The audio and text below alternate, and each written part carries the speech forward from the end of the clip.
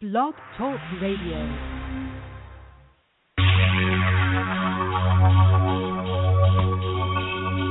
Welcome to Rage Against the Regime at Blog Talk Radio.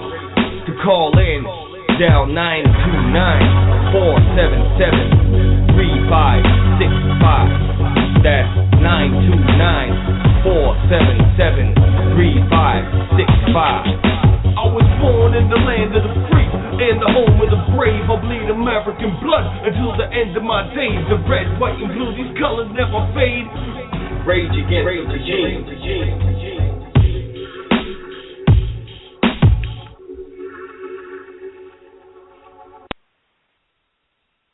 Hey everybody, thanks for tuning in and listening. This is KC on Rage Against the Regime. Have good patriotic conversations here. We're all about life, liberty, and the pursuit of happiness. Got my co-host with me, James, tonight. I'm going to have Melvin Lee on. I'm going to bring Karen on, Charles Dyer's girlfriend, and give us an update on how Charles is doing.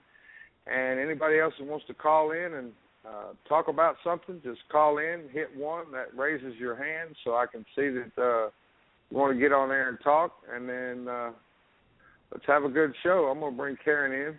Karen, how you doing tonight? I'm good, Casey. How you doing? I'm doing great. Appreciate you coming on. Well, I appreciate you having me. I'm sorry I only had a few minutes to work with this evening, but now some of us got to work, unfortunately. Well, what's going on with Charles? I mean, what can you tell us? Well, right now we're still waiting to hear back from the Oklahoma Criminal Court of Appeals. At this time, it's pretty much a waiting game.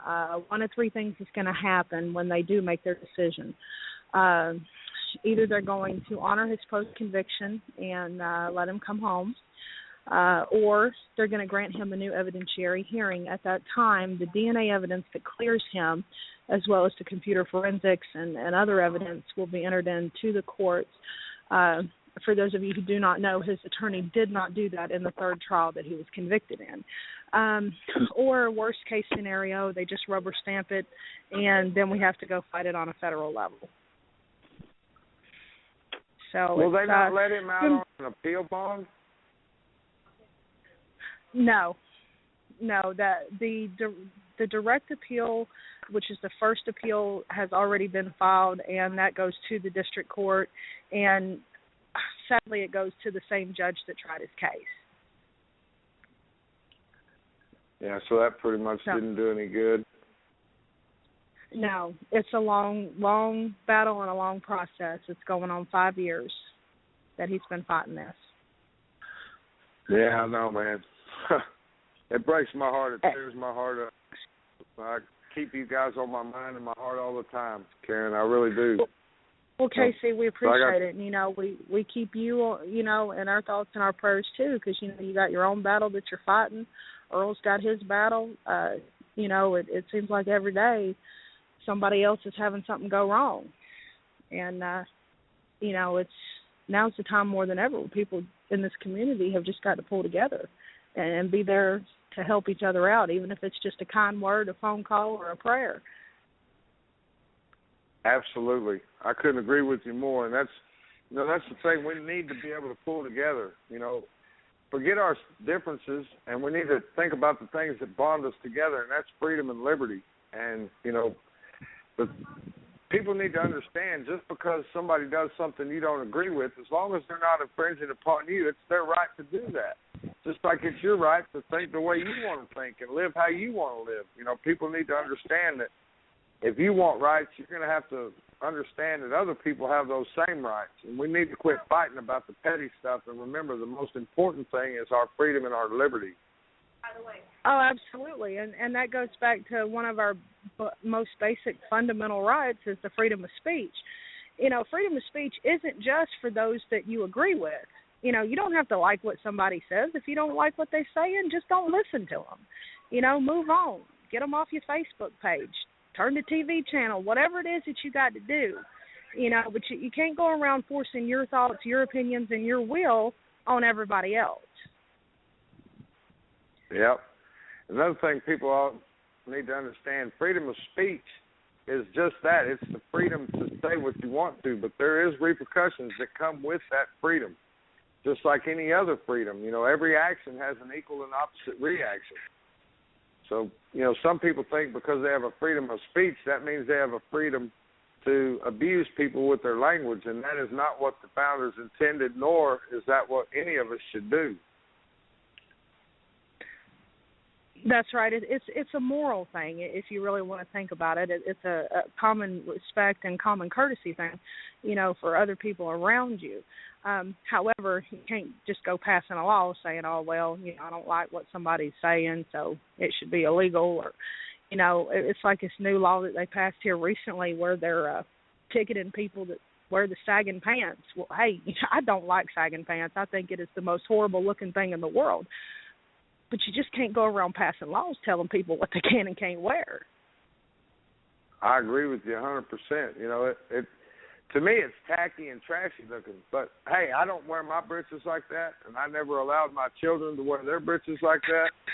And, you know, that's up to the parents. And then once you're ultimately grown, that's up to you to dress yourself however you see fit. You know, people try to say, well, I don't want to see somebody's underwear. Well, don't look. Look the other way, man. You don't have to stare at somebody that you don't like or don't want to look at. Absolutely. And, you know, that's I think that's one of the things that got Charles in trouble like it did. You know, here he comes. Not only is he gathering a growing YouTube audience of, I think it was 360,000 people were viewing his videos at one time. Not only was he able to draw that kind of audience, but he was making these videos in his Marine Corps dress blues, you know, and that was one heck of a statement. And, you know, that's basically what, in essence, he was trying to get out there to people. It's, hey, look, read your Constitution, know your rights, and you got to be active. You can't just be passive. And yeah, well, you know, a lot of people didn't like that message. I believe Charles had every right to wear that uniform. He earned that uniform. He was a United States Marine, and he well deserved to be able to wear that uniform. There was people that, you know, had a issue with it because he wasn't in the military. Well, he earned that uniform. He earned the right to be called a United States Marine. When he first started getting interested in doing the research, he was still enlisted. Sergeant Charles Dyer served 8 years in the Marine Corps. And he wasn't just absolutely. You know, he didn't just, you know, hang out on the base here. I mean, he actively, you know, went over, fought in war, you know. He's an American hero, that's for sure. That's what breaks my heart. He is double-fold. You know, he spends his time in the military. He serves 8 years in the Marine Corps. He comes back. He donates his time to, you know, Hope and Found the group Oath Keepers and, you know, getting real heavily involved in the militia movement, the Patriot community, and that's not something people do if they don't have a love for freedom, a love for their countrymen, a love for, you know, standing up for what's right. You know, that man's all heart. I agree, and that's why he's got my full and complete respect and support. Well, we appreciate that, KC, and I tell you, you know, for anybody listening who hasn't visited the page and joined, I want to encourage everyone to check us out on Facebook, Patriots for Justice in the case of Charles Dyer. There's a lot of good information up there. We've got court documents. We've got evidence. We've got all kind of stuff listed in the documents, as well as the address where if anybody wants to write him a letter, we encourage that. You know, it's kind of hard for him being locked away from the rest of the world up there in that box. You know, it's one thing for people that actually do wrong and they go to prison, or, you know, and there's a lot of people in prison for outrageous sentences over minor offenses, but it's something else for someone to be totally innocent sitting up there and having to fight this, and basically it's court procedure that he's fighting. I mean, the district attorney, nobody can deny, they will not deny that he's innocent. They will not deny that the DNA evidence clears him, but it's all red tape and it's court procedure. And that speaks volumes about the justice system and what it has become. Absolutely. Well, it used to be called the courts of justice. Now it's called courts of law, and that's where the problem falls in. And that's what's happened to Charles is he got sucked into the courts of law, but where they're playing the legal words and terms instead of giving him his true rights to be able to have justice. So, right. You know, it's a shame. Right. Well, KC, I'm going to have to bid y'all good night. I appreciate you for inviting me to come on the show. You know, I'll try to be available anytime, and, you know, the phones are always open to you, and I appreciate your support and all you're doing to help us out, man. It means the world to me, to Mama, to Charles, to all of us that, you know, rallied around him and trying to help him get the justice that he deserves. Anything, anytime I can do to help you guys, just let me know. I appreciate you.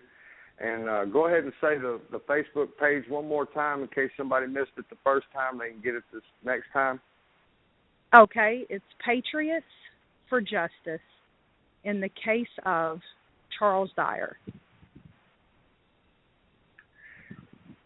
Thank you, Karen. I appreciate you. Thanks for coming on. Thanks, KC. Good night. Good night. That was Charles Dyer's girlfriend, Charles Dyer. In case you guys don't know, you can go Google him, Charles Dyer, CharlesDyer. He was also known as the 4th of July Patriot. He's an outstanding American patriot, combat vet, and he's been wrongly convicted and in prison. And he's awaiting his appeal to overturn the illegal conviction. And right now I'd like to bring on Melvin Lee. Melvin Lee is with Patriotic Warriors .com, and Melvin Lee has also been a huge Patriot supporter. He's also been very instrumental and helpful with me in my case. Him and Patriotic Warriors are sponsoring the bus and the hotel for my court case. And Melvin is another true American patriot, and I'm glad to have him on here, and I'm very thankful for everything that he's done for me. And Melvin, what's going on, buddy? Hey, how you doing, man? My own star don't like the radio show, obviously. Yeah, I couldn't get it to work, so we're back on the cell phone now. All right. But I'm gonna get her information from you here later when we get off the radio, also. Okay.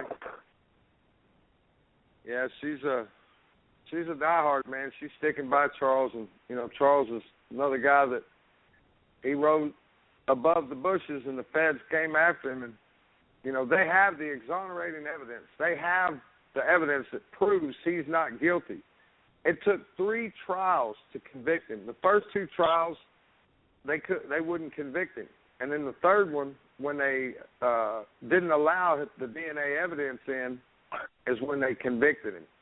So, I mean, it's ridiculous. And the man's been in prison over 2 years, and he's got a 30-year sentence. So, I mean, man, my heart bleeds for Charles.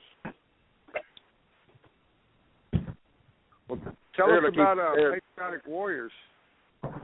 Well, Patriotic Warriors was basically, you know, it was a big think tank, basically, and everybody came up with the idea of how we could possibly put our patriots all together across the United States and keep from happening what's happening to you. Obviously, what's happening to Charles here and others.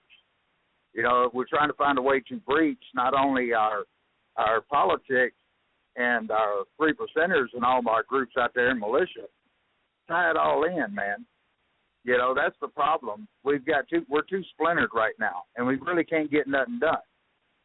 But if we can tie together all of our groups out here, all of our patriot groups, everybody, if we can tie them together with one voice, man, we can do some.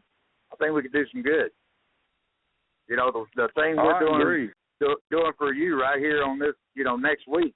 You know, be able to set buses up for people, be able to put people down there.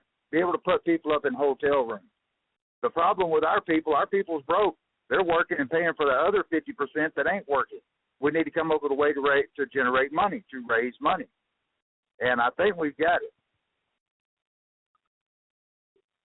Yeah, I agree. Yeah. You know, Patriotic Warriors, everybody, that's a website. It's that Melvin got started. They launched it last week, or this week, the beginning of this week. And it's www.patriotic, PATRIOTIC, Warriors, WARRIORS.com. And it's basically like a Facebook site. It's a social networking site. And it's really cool, man. It's got a lot more features than Facebook does. You can do a lot more stuff with your profile, and it's geared specifically for Patriots. And there is an initiation to set the count up, and the money goes toward funding patriotic stuff. Like Melvin has said before, if we want to sit at the round table with the George Soros and all these other liberal leftists, it takes money to do that. And this way, it's a way for all of us to make small contributions to be able to work in the bigger picture.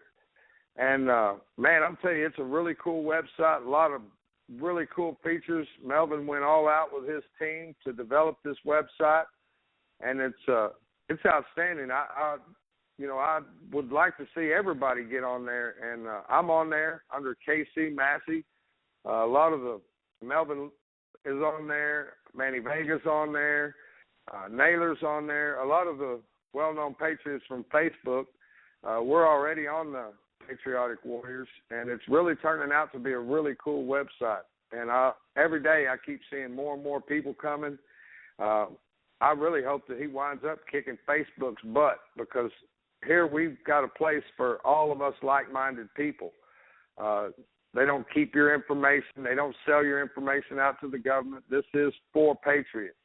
And it also allows, the Patriots to pool their money so that we can have a voice at the round table, so that we can do things like Melvin said and what he's doing for me. These things are Patriot causes. And, man, I'm really, really thankful for you, Melvin. I appreciate everything that you're doing and have done for me. And I will be paying it back. I appreciate what you're doing for us. I appreciate what you're doing for me and everybody else. You're not backing up. You're not backing down. And that's what we need, man. We need people to stand up. We need people to voice their opinion. Every time we give up an inch, they win. Every time we sit down, they win. Every time we shut up, they win. We can't keep backing up. We can't keep hiding, and we can't keep changing because they want us to. Fathers didn't back up. They didn't back up. We ain't going to back up. We're going to back up and up. That's like Anthony Bosworth. He should be calling. I think he might be on the line now. Anthony, I love what he says. He said every time they take an inch, we're going to take a mile back. And Anthony is another Patriot that has shown through his actions what a solid American he is. And he has shown through his actions and his team what true American Patriots can do when they come together and stand up. And, man, I've been very honored to have several conversations with Anthony. I've had him on the show. He's a jam-up guy, man. I wish we could emulate what he's got going on in Washington State, all across the states. This country would be a different place. And let me check and see if this is 9959. I'm going to open up the mic. Hey, Casey. Yep, you got the right number. Is this Anthony? It is. Hey, man, what's going on, brother? Not much, just continuing the fight, standing our ground. Absolutely, man. You're definitely a guiding light in the Patriot community and what you guys have going on. I talk about you all the time. I love the they take an inch, we're taking a mile back, man. And you've lived it. You've shown it. You guys are doing it, and that is outstanding, man. I just wish we could get more people to be as tight of a group as you guys are and to have as solid of a leadership as you are running that movement. You guys are outstanding, man. I talk about you all the time. And Melvin Lee, go ahead. Melvin Lee, the guy on the show with us, he's a Patriotic Warriors. I've talked to him numerous times about you. Have you guys ever had the chance to meet yet or talk? Not yet. We are friends on Facebook. Okay. Yeah. Oh, okay. I don't remember speaking with him, but yeah, we are friends on Facebook. Yeah, Casey brought you up last week, man. I sent you a friend request. You accepted it. And that's our liberal media right there, brother. I didn't know about you until KC told me about you. You know, and you're doing some good things, man. And what we need to do is everybody needs to know what you're doing out there. And we need to get everybody to pull together, just like you pulled them guys together out there. Yeah, you know, and like I said, it's not just me. I have a great team. You know, I've got a team that would die on the spot for me. They stand their ground. You know, we work together real well. We're like family, and we just keep pushing forward. When we swore an oath to each other to never abandon each other's side no matter what, and we just keep pushing, you know, and we just keep going forward. And, you know, this movement, it tears people up, you know, their personal lives, their finances and everything else. But so far, you know, I have such a great team that they endure everything, and then when somebody gets in trouble, we all pull together and help them, and, you know, because we understand that unity is what matters. Because even though we say we'll stand alone if we have to, we realize that once we've made that relationship, that the movement is based on that relationship. It's based on that teamwork. Yep. That's why Melvin's page is so important to all of us right now. It will help unite and bring people together that don't even know the other exists. Right, exactly. Yeah, I share your videos, Anthony, and I try to spread the word about you because, like I said, to me, you're a guiding light. And that's why I brought you up to Melvin, because Melvin is also another solid patriot that's trying to do, on a bigger level, what you've done in Washington. And, you know, it's kind of like we need to start coming together. I mean, you guys, what you've got in Washington is an example that we should all look forward or look to and try to emulate. You know, that is, man, I thought I had Texas pride, but you make me want to move to Washington State. You guys are solid. Well, I tell you what, a friend of mine from Arizona says, Cope Reynolds, another great patriot. He actually's come up to Washington a couple times and stood with us 1,500 miles one way just to stand at our sides and at our capital. Great patriot down in Arizona. He's got a radio show down there and everything. Him and I have been friends for some time now, and he's like a brother to me. And, you know, the thing about it is, you know, I totally lost my train of thought there. Sorry about networking. Cope and coming up to hang out with you and the unity we're all trying to look for. Yeah, you know, that judge do the right thing and cut you loose next week. We can go up there when I get off. Well, you know, we've got the court case coming up on April 21st, I think is what it is when the court case is. And the Patriots in Washington, Idaho, Montana, Oregon are already starting to rally and wanting to know what they can do. Right now our plan is to fill the courtroom with Patriots, and so the judge has to look out at the Patriots when we do it. You know, when we stood our ground and went back to the court, the federal court building, they had a problem. There were several of us. I mean, there was probably 10 of us there the first time that was armed, all of our long guns unloaded. We were there for a 10th Amendment rally, and they come after me because of the different things we've been doing here in Washington State, and we said no, we're not going to take it. We're going to push back. Well, now they had to deal with almost 70 of us that were armed with loaded guns this time. And, you know, yes, they deployed snipers against us. Yes, they deployed vans and SUVs full of armed troops against us. They had roving guards. I mean, they were set up. But people don't stop to think. They used snipers against civilians, and all the civilians were doing were exercising their right. America needs to wake up. I heard in the video. Yes, they actually had two different helicopters up. They had one that we believe was federal marshals because it was green. It was military green. And then they had a Homeland Security one, which was the same color as their vehicles outside. And, you know, when we arrived, they met us at the border of the federal land, the plaza there, and they asked us not to breach the line. I will say that the second time, their stance was quite different. When they were face-to-face with us, they were very polite. They were very cautious. They did not want to upset the crowd. I will tell you that. And we told them, no, it was our intent to take the ground back to where I stood the day I got arrested. And it was, and then I turned to the crowd because, it was a life and death situation. We had snipers on us. And I didn't want anybody to die just because I said, hey, let's do this. I wanted each and every patriot to understand that the decisions they made that day was theirs and theirs alone, that they had to decide that it was the line for them. And I turned to the crowd and asked the consensus of the crowd. And they all unanimously said, let's do it. And we did it. We made that decision right there in front of Homeland Security.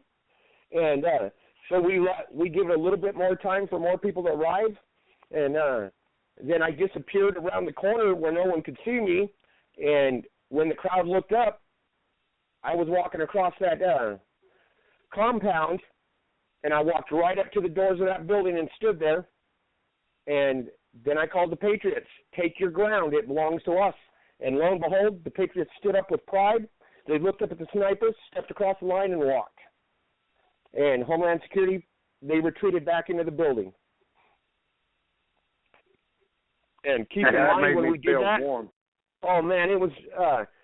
I was proud that day. I was proud to look out across that crowd and see my friends, see my wife, see my battle buddy Kit, see the rest of my team, and all those Patriots that's been with us for so long now in the fight here in Washington, proudly walk across that. And, I talked to each and every one of them that I've had the opportunity to days after, and each and every one of them, their phrase, now their wording changes from depending on who you talk to, but this is what they all told me. The moment they stepped across that line, they were scared shitless. But they knew that they were not to.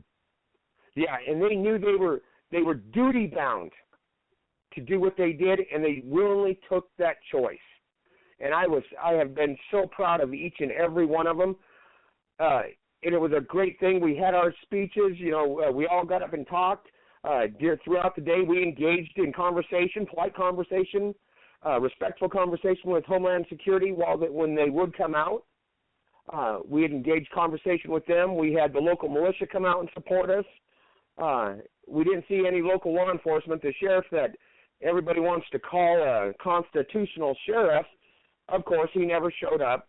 He wouldn't even field any of our phone calls asking him to support us and everything else.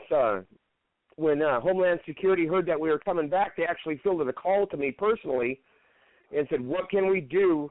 We don't want to fight with you. We do not want to pick this fight with you. And, we don't want bloodshed. And I said, all you got to do is comply. Comply with your masters.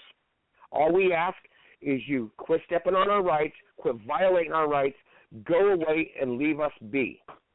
That's all we ask. But you push 1 inch, we're going to take a mile. And he goes, well, you do know a federal judge has put an order that you are not to step on these grounds. And I said, a federal judge is not our master. That federal judge is violating the law. And our response to her is a big patriotic no. And we did it anyway. And yet, have they done anything? They've threatened us with arrest. They've threatened to come and gather us up one by one. And we tell them, do what you must do. But for us, we stand. But you better look close because we stand together. Outstanding, man. Like I said, you gave me chill bumps when I watched your video. That is what we all should be doing. And, I've repeated your quote 1,000 times. If they take an inch, we take a mile back. And that is outstanding. Like I said, man, my hat's off to you, brother. And I really would love to see what you've got going up there in Washington emulated across these United States. And, that's another good thing with Melvin, is Melvin is wanting to do the same thing, and he's put his money where his mouth is. This man has literally put thousands and thousands of his own dollars taken away from his own family for the benefit of this country. I mean, few people put the sacrifices that a lot of us have into it. And, you know, you are included. You know, Anthony, you put a lot of your time, money, and effort into it. You put your life and your freedom on the line for it. You know, if we could just get people to step up and just give a part of what a lot of us have given, it would make a difference. It would. You know, Patriots need to understand something. They need to understand when they say they swear their life, liberty, and pursuit of happiness, their sacred honor, their fortunes, they're swearing to that. That right. doesn't mean, well, I'm going to support the liberty movement when I can afford it. Right.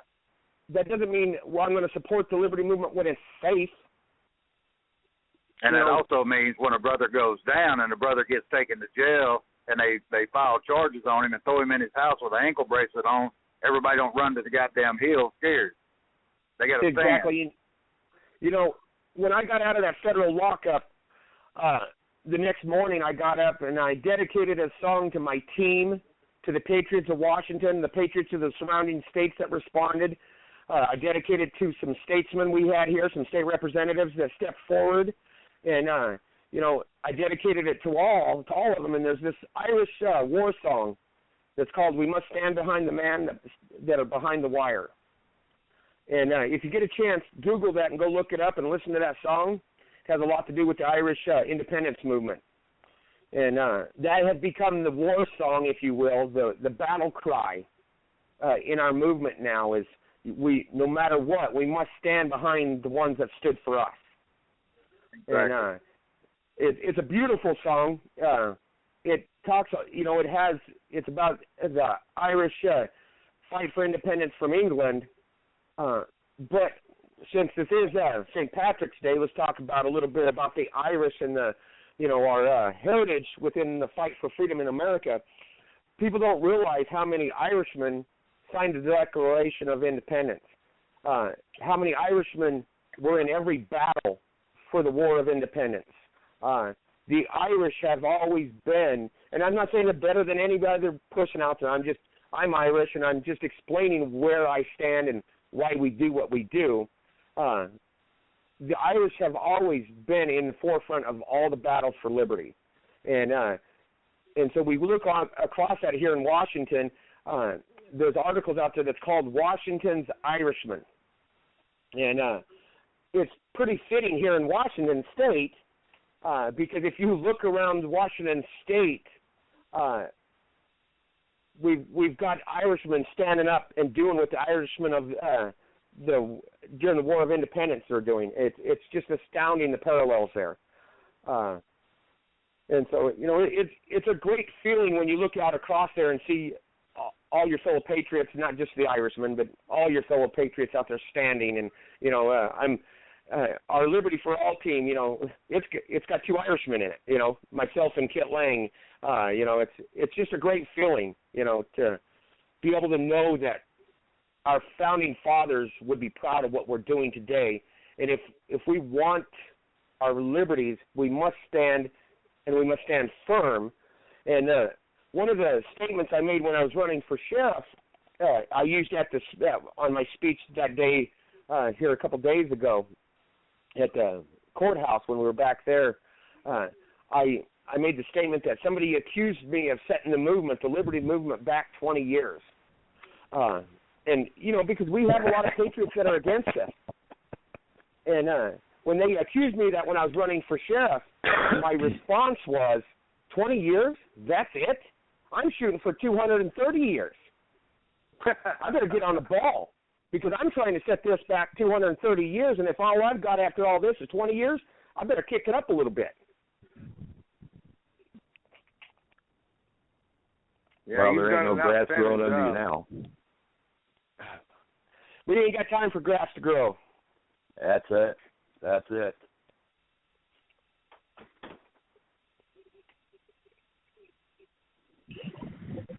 You got anything else that you got planned or coming up immediately up there in Washington? Well, we've got that rally coming up on the 21st when I have my court date. As you know, we're still fighting I-594 in Washington State where it makes it illegal for me to hand my hunting buddy a gun when we're out hunting. You know, it makes it illegal for my wife to pick up a gun off the coffee table.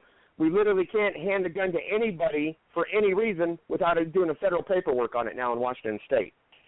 As you know, back in December, we took 3,000 people to our state capitol and violated that law right on the steps for over 8 hours and dared anybody to do something about it, which they haven't yet.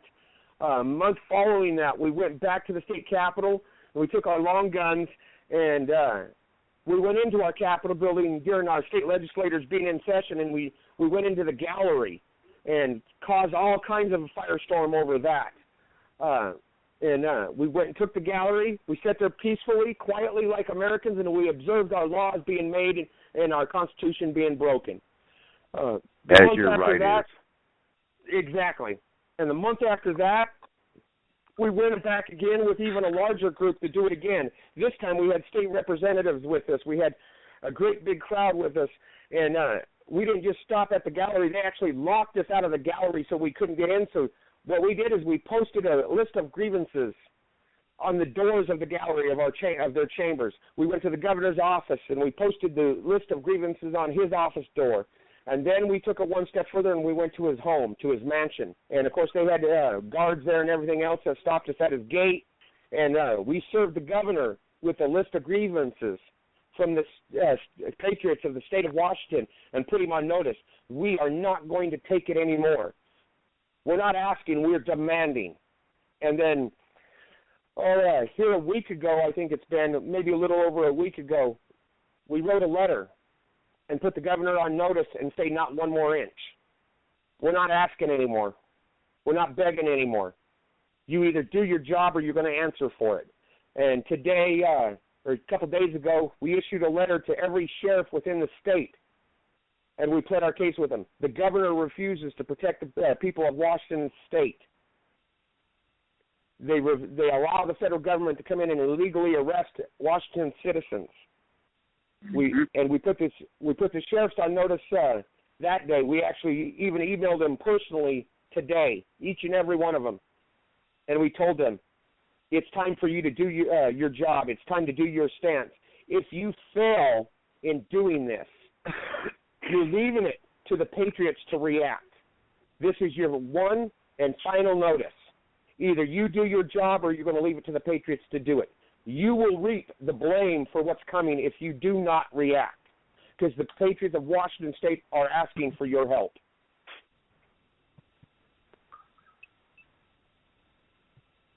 Have you had any response to those at all?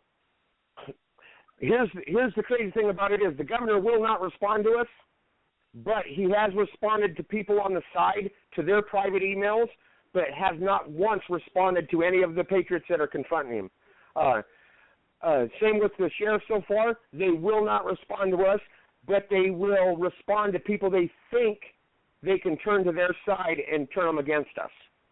And lo and behold, what they need to understand, is those patriots are faithfully forwarding the stuff to us and saying, look what this coward is doing. And so they're forwarding it to us. And so, we go forward. And we have made it very clear, we're not playing. We're not bluffing. We are following it step by step, demanding, begging for help from the system that our founders put in place. If that system fails, they will reap the blame for what's coming.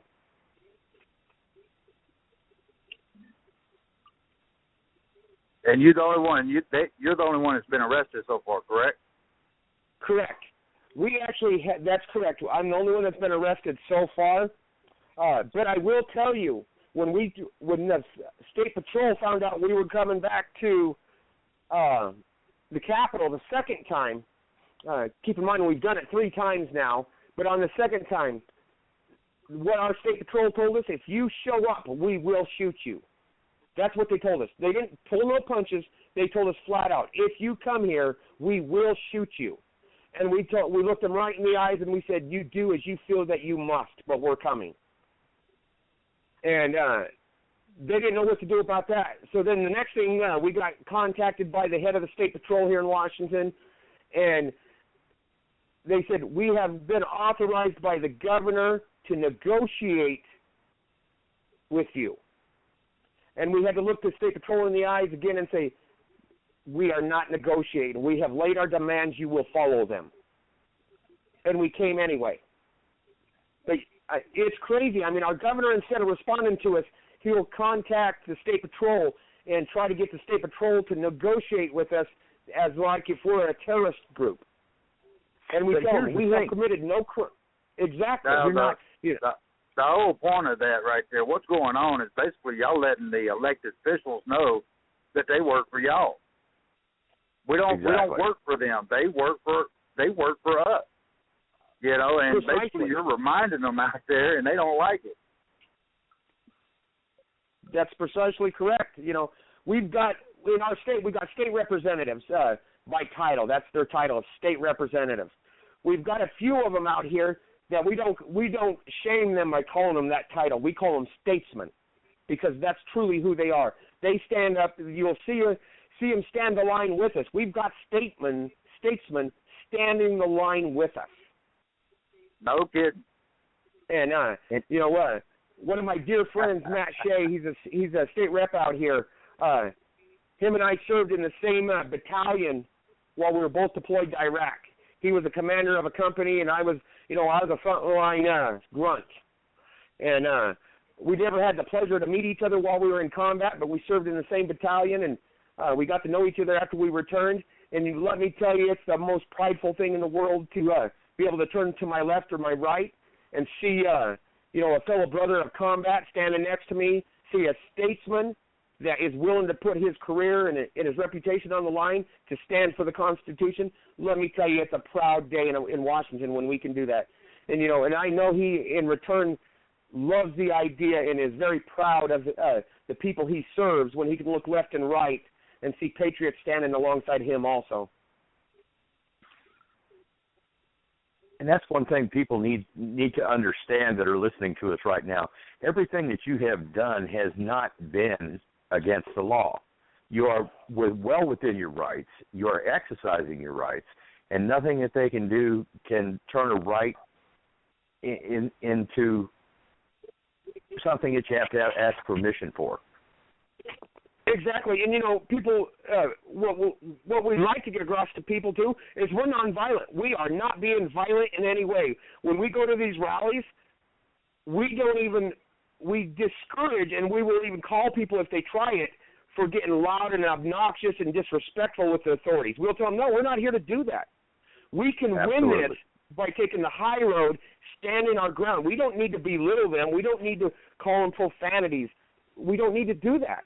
It's not needed. We could win this by taking the high road. Even when in our letter to the sheriffs, we told each and every one of them, if you stand and defend the rights of the citizens within your county, we will defend you.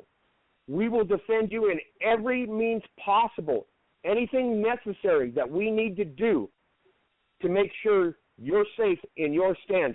The Patriots are willing. They're ready. All you got to do is stand. And, Now it's up to the sheriffs to make up their mind. Do they want to be a politician or do they want to be a statesman?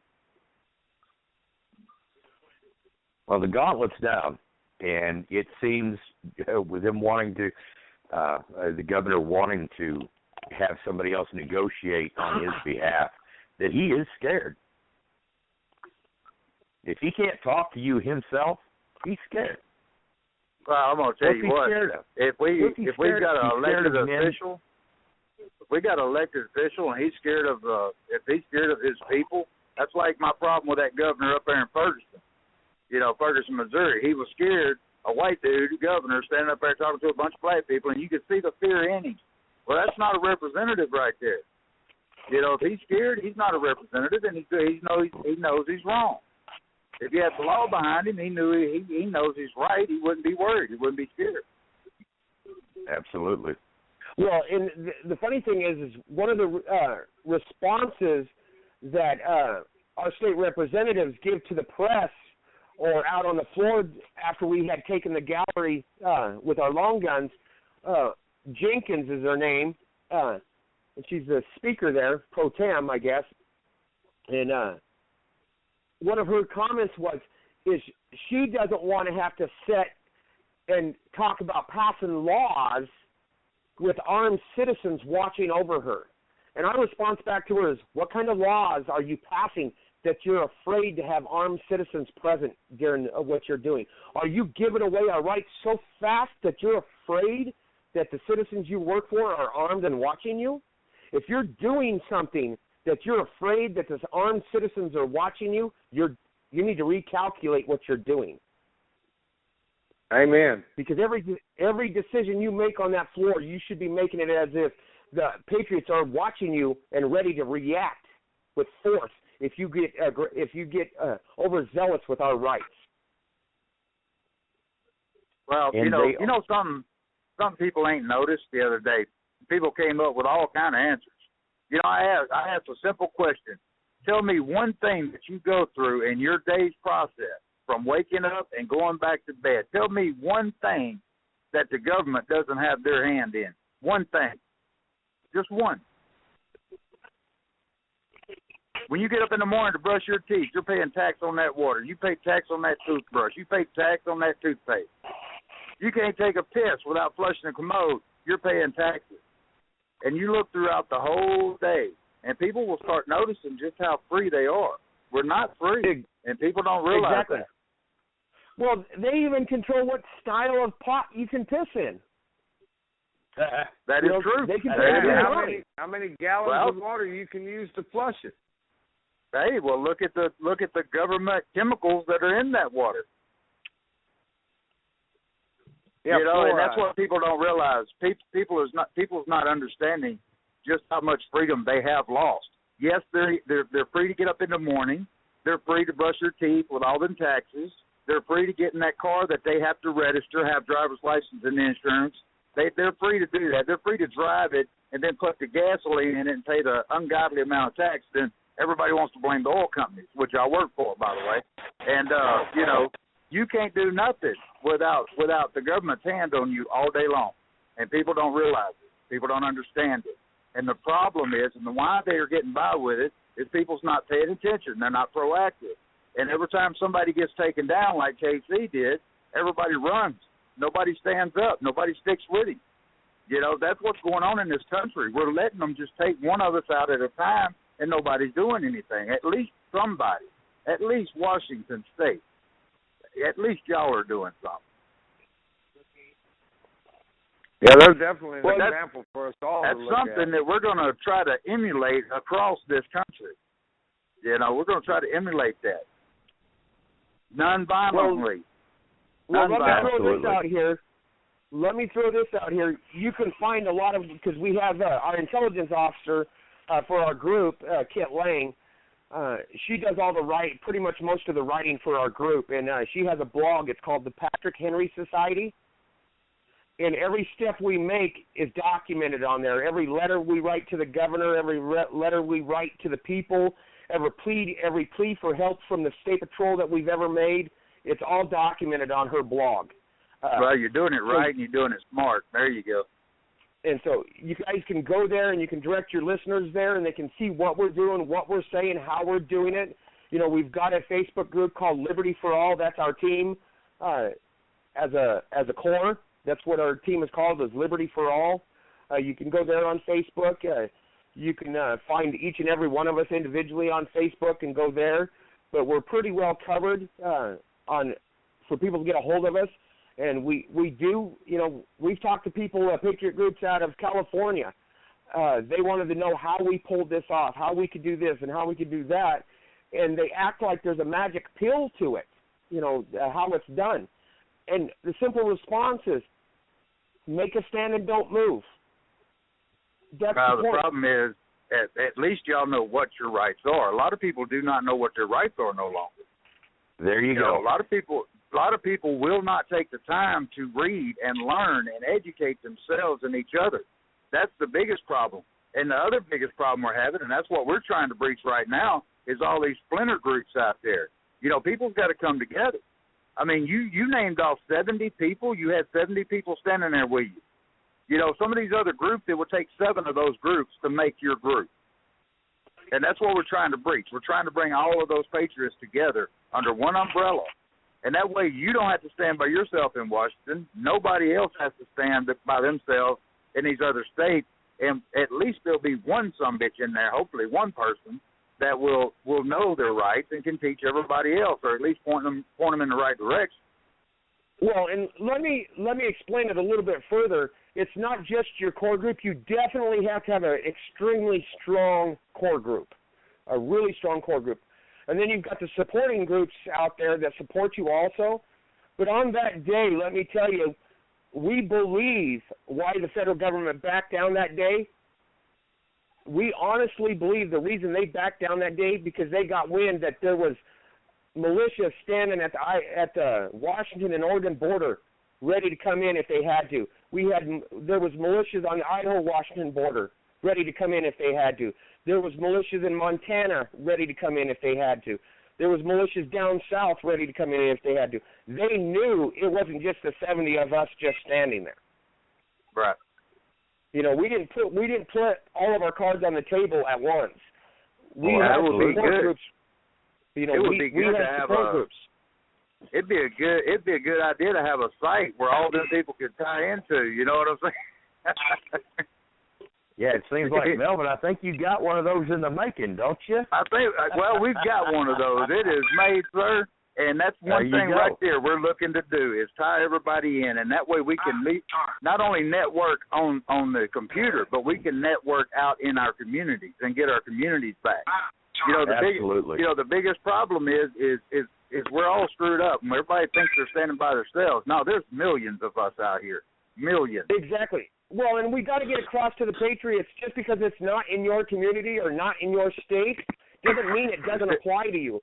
Every time we do one of these, it does. And every time we do one of these, the thing that makes the big difference with us is we have groups from other states supporting us. When we're planning a rally, we've got other groups in other states next to us planning a rally within a week of what we're doing. And guess what? The people in the rallies in Oregon, they're coming up and supporting our rally. And after our rally, we're going down there and supporting theirs. We got people coming clear from Alabama to stand with us. We got people coming from Arizona and Nevada, clear up to Washington to stand with us when we do that. And in return, you got people leaving Washington State and going down to Nevada and making a stand. And, I mean, we realize the Patriot movement.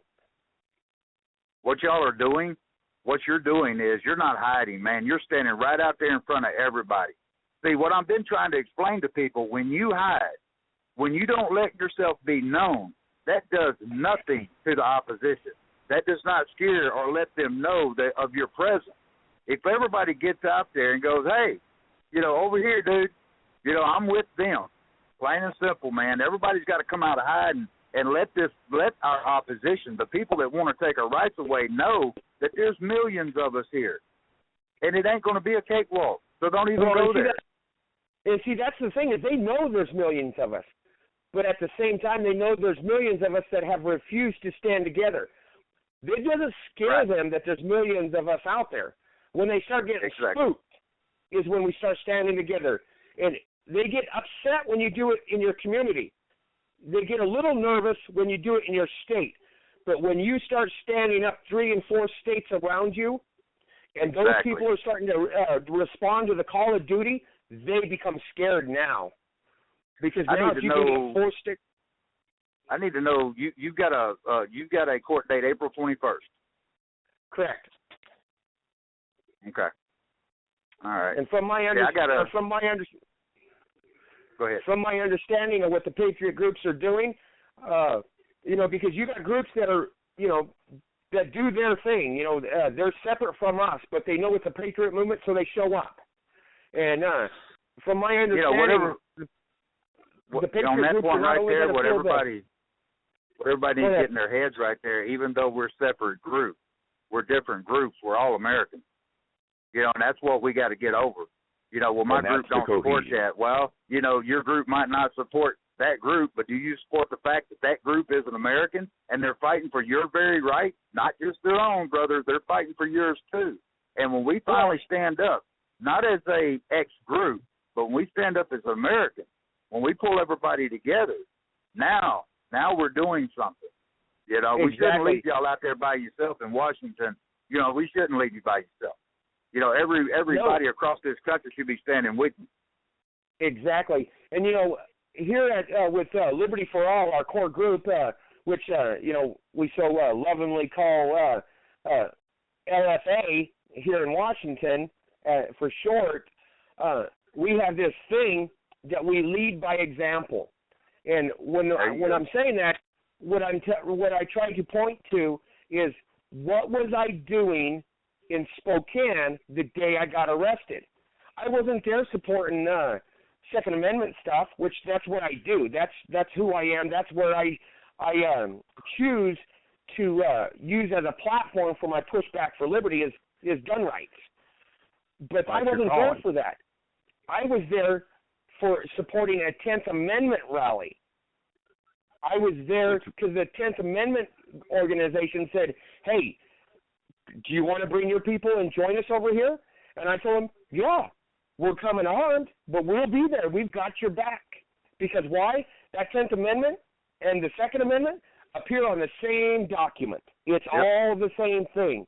And we're here to support the Second Amendment, the First Amendment, the 10th, every one of them. Right, exactly. And that's where we need to get, that's the bridge we need to make, is we need to make it understood that if it's a First Amendment rally, there dang well better be Second Amendment activists there. If it's a 10th Amendment rally, there better be a First Amendment rally goers there. Because each group has their own little pet peeve for the amendment they like to support. Well, guess what? Every one of these rallies should have a supporting group for every amendment. I agree. Well, they should. And that makes big even sense. Even they want to highlight one, they better be supporting every one of them. There you go. Exactly. Well, here's my whole point. If each amendment group, because they're supporters of almost each amendment, if each amendment group only provided 10 people to each rally, look at the numbers you would get. Just simply by providing, your First Amendment group having 10 people, your Second Amendment group having 10 people there, right on down the line. Well, see, that right there plays into what we're doing, because, you know how the left, when the left has a meeting in D.C. or something, they have a rally, all of a sudden 10,000 people show up?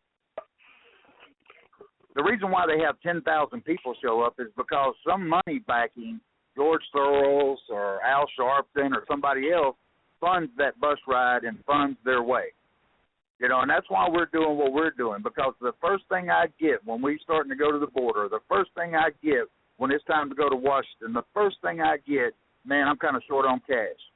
Well, we're going to take that excuse away. We're going to put buses in state is what we're going to do. And we're going to bus people to rally, to support exactly what you're talking about right there. And that's what we got to do. We got to pull our people together. Exactly. There you go. And that helps, because every one of our rallies, we've always, maybe not set up by our team itself, but at least one team has set up transportation for people to get there. Some buses. There it is. On our one from December, when we had 3,000 people there, we had 3 buses of people come in from the other side of the state and from another state totally. And they brought in, the militias paid for the buses. And they said, okay, we can gather up the money to pay for a bus. Now we fill them with people and bring them. And they bring everything from militiamen to families. They mix families on the buses with the militiamen. They fill those buses and they bring them. And we make sure everybody coming from all over the state, we make sure their seats are full. If you've got an empty seat, let us know. We've got a body to put in it. And that's how we do it. That right there. Like I was telling you, Melvin, these guys, they're an example for us to all learn from. That's why I was highly impressed with Anthony, and that's why I'm glad to talk with him, and I love having him on the show and spreading, what they're doing, because, we all want to do the same thing. And so far, from everything I've seen, he's got his little stake good. And then you, Melvin, you're trying to bring us all together, these United States. And so, You know, we got a good core right here of people that have the ideas, you've got the platform with Patriotic Warriors.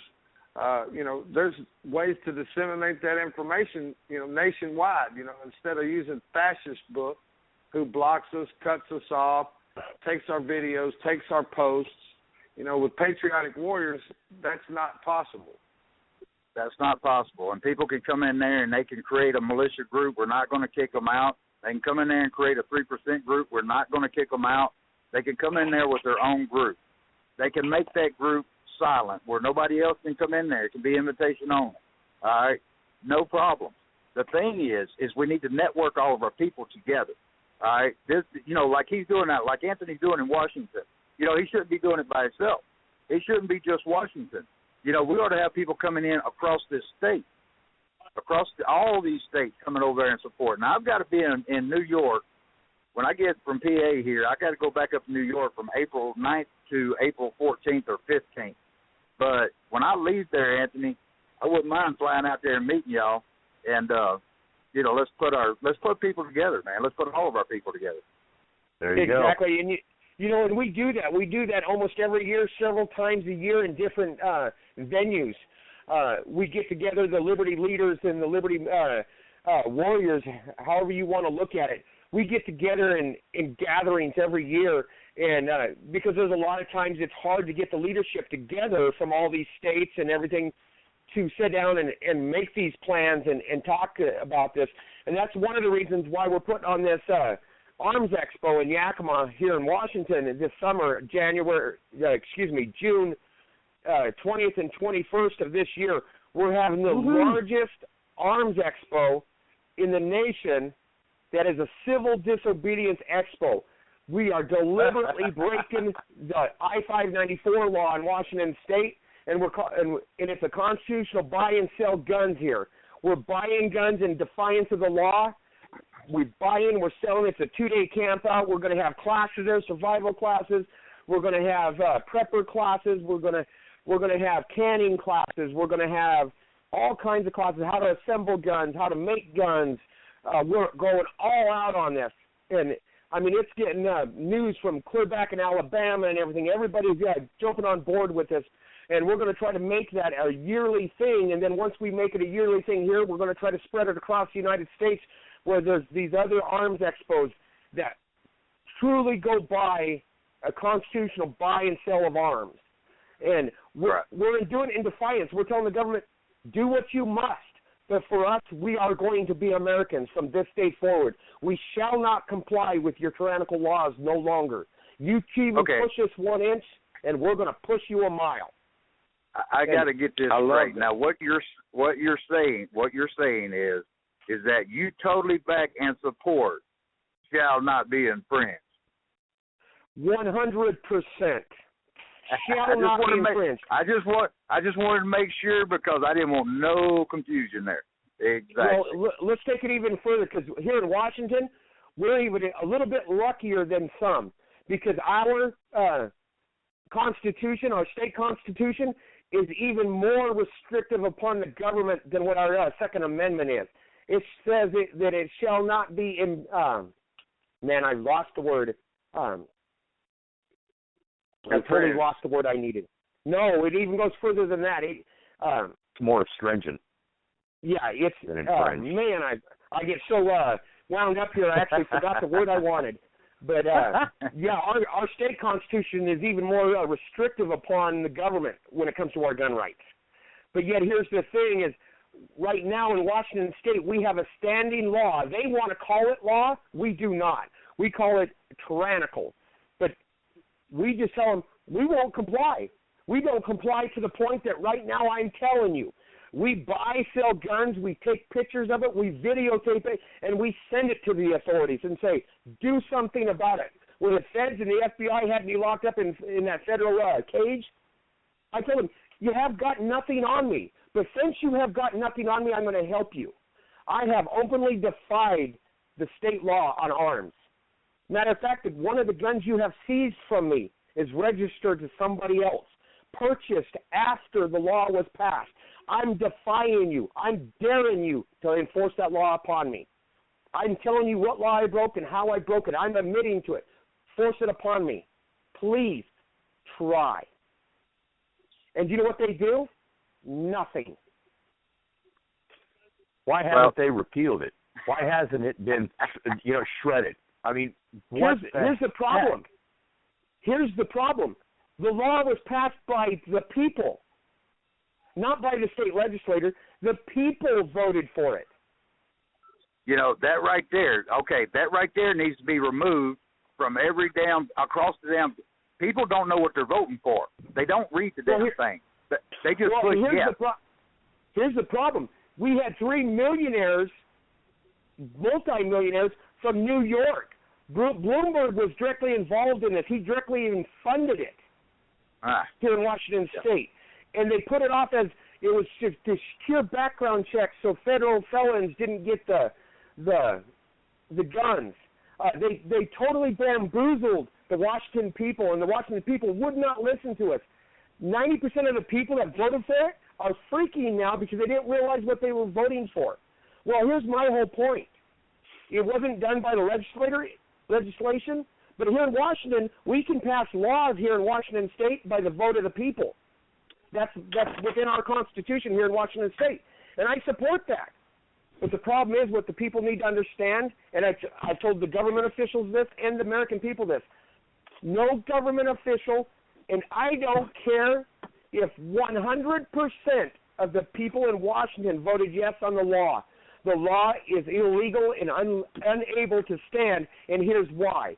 Because no amount of percentage of people or government can vote in a law that violates the Constitution. The moment they try, it becomes null and void.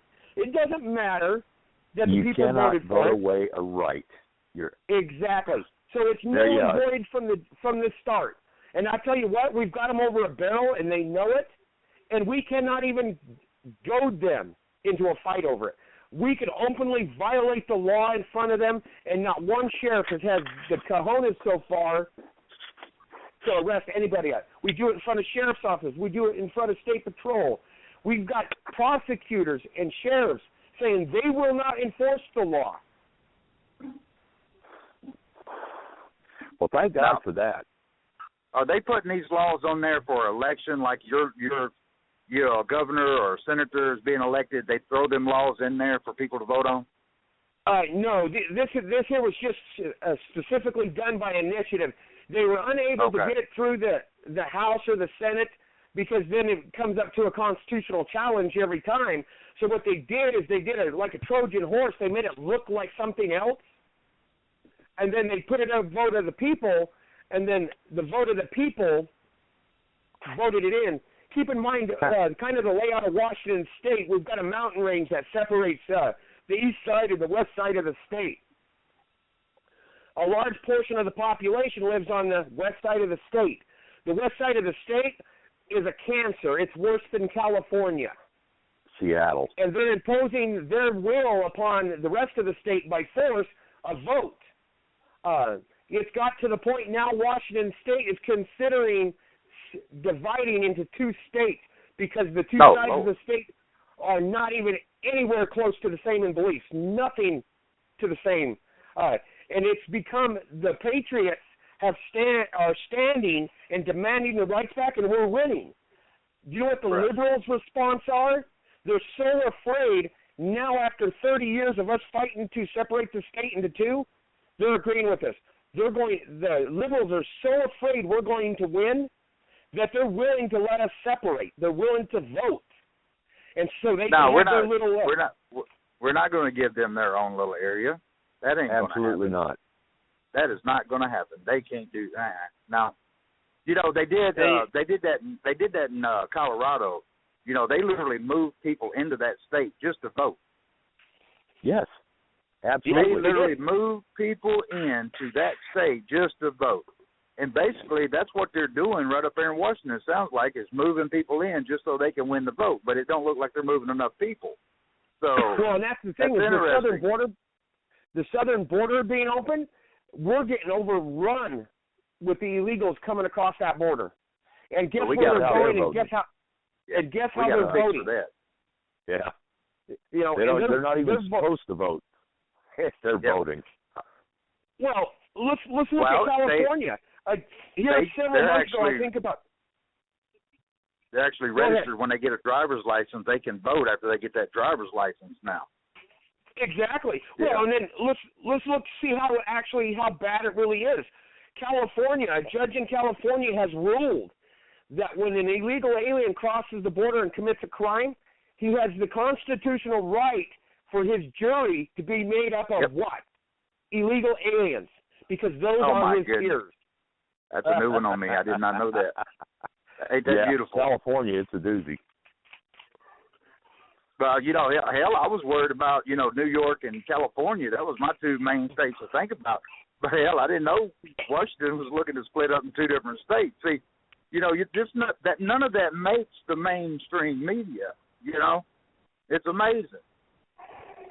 Well, you know, if they're going to give the illegals a jury of their peers, why can't I have a jury of my peers of patriots? See, hey, brother, totally you're innocent. You're innocent. You're innocent. Here's the You're thing, free though. now. We've got the ability to do that, but we got the ability to do that constitutionally, and it's called jury nullification. Yeah, but do you know in federal court, you are barred from bringing up jury nullification. In a federal trial, court. I've already talked to my lawyer about that. We cannot, if this has to go to trial, we cannot bring up jury nullification. The judge will not allow it. Exactly, and it's in any court. Back during at the rally when I was arrested, we had a team there that was specifically there to hand out flyers to jury nullification. They guarded the jury so heavily to make sure that they did not get one flyer handed to them of jury nullification. They made sure that jury never received one of those flyers. And handing a jury member a flyer on the law is not illegal. They wouldn't even let you walk up and hand it to them. You take some in there and say, hey, can you give this can you put this in the courtroom? Can you hand this to those people? No. They do not want the jury, they do not want the American people to know that in a court of law, the people that have the final say is not the judge. The courtroom does not belong to the judge.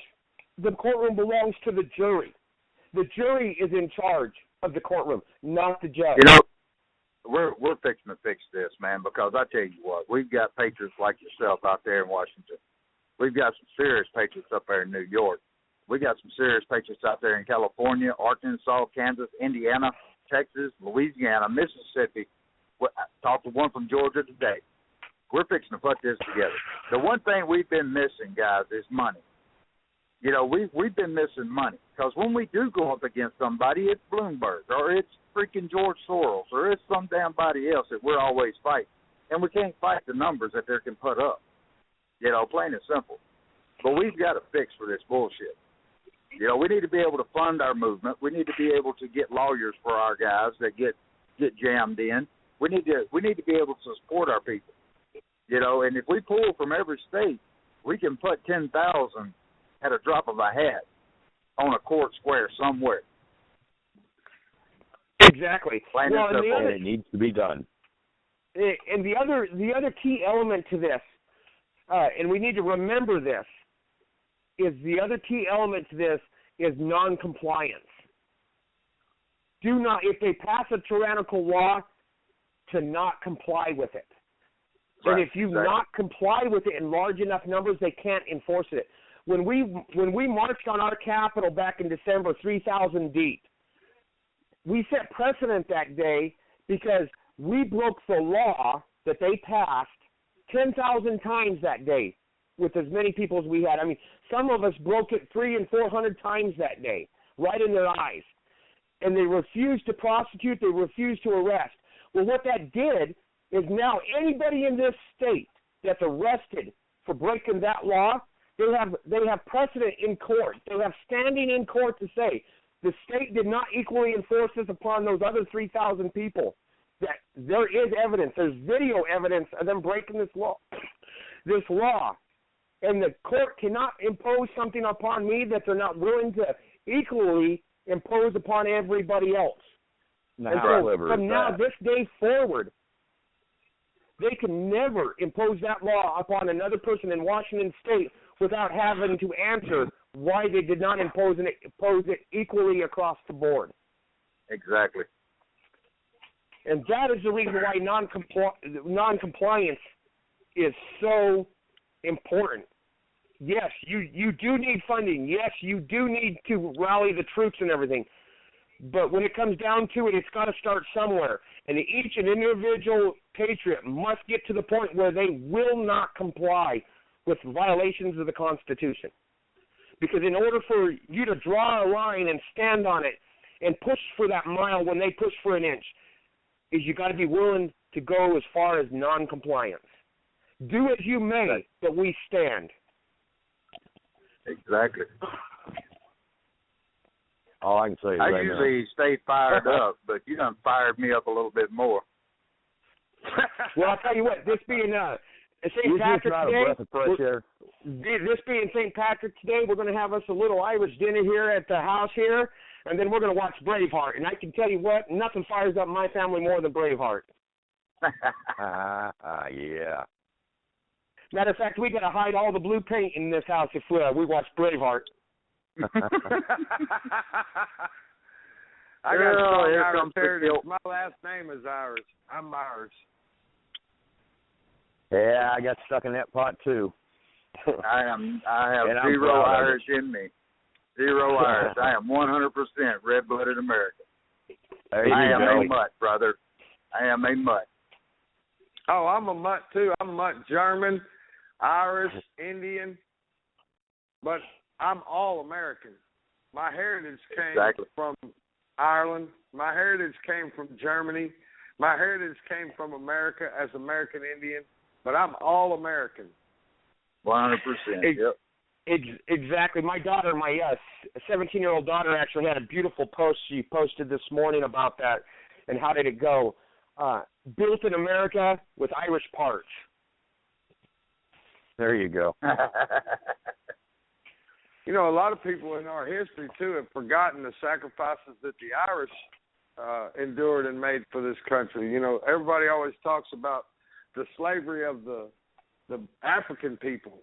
Irish people came to this country as a slave. Our forefathers were indentured servants and slaves in this country. No different than any other slave. Absolutely. And that's a fact. That's a fact. And if you actually do the research, you'll find out the numbers of slaves per side. The Irish were enslaved at higher numbers than the Africans. And let's even take it a little bit step further on that. During the War of Independence, do you realize that our country, our soon-to-be country, sent emissaries to Ireland for help?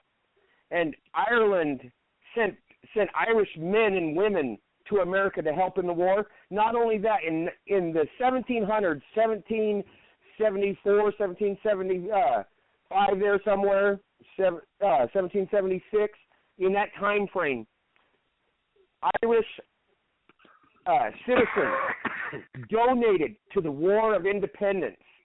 One gentleman donated $50,000 in 1775. Wow. $50,000. Another one, $25,000. Another one, $20,000. One guy in Ireland raised $300,000 to support the War of Independence in America, and then he became an indentured. He was imprisoned in debtor's prison for it. $300,000 he raised and sent to America. Imagine that. We have a hard time in America getting one state to donate to the Patriot movement in another state. But back during our War of Independence, we had other countries just simply donating to their countrymen. George Washington's troops on the front line were 40 to 50% Irish, and the country of Ireland knew that, and they sent money to their brothers to help fight for their freedom. Keep in mind, Ireland at the same time was fighting for their own independence.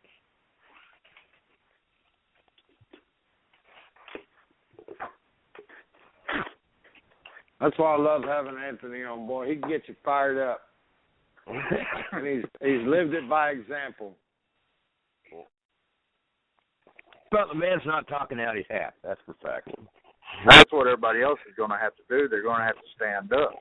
You know, instead of people running to the hills, brother, or going hiding behind their door, you know, when one of our Patriots get taken down, and they'd go stand with him. You know, plain and simple. I agree.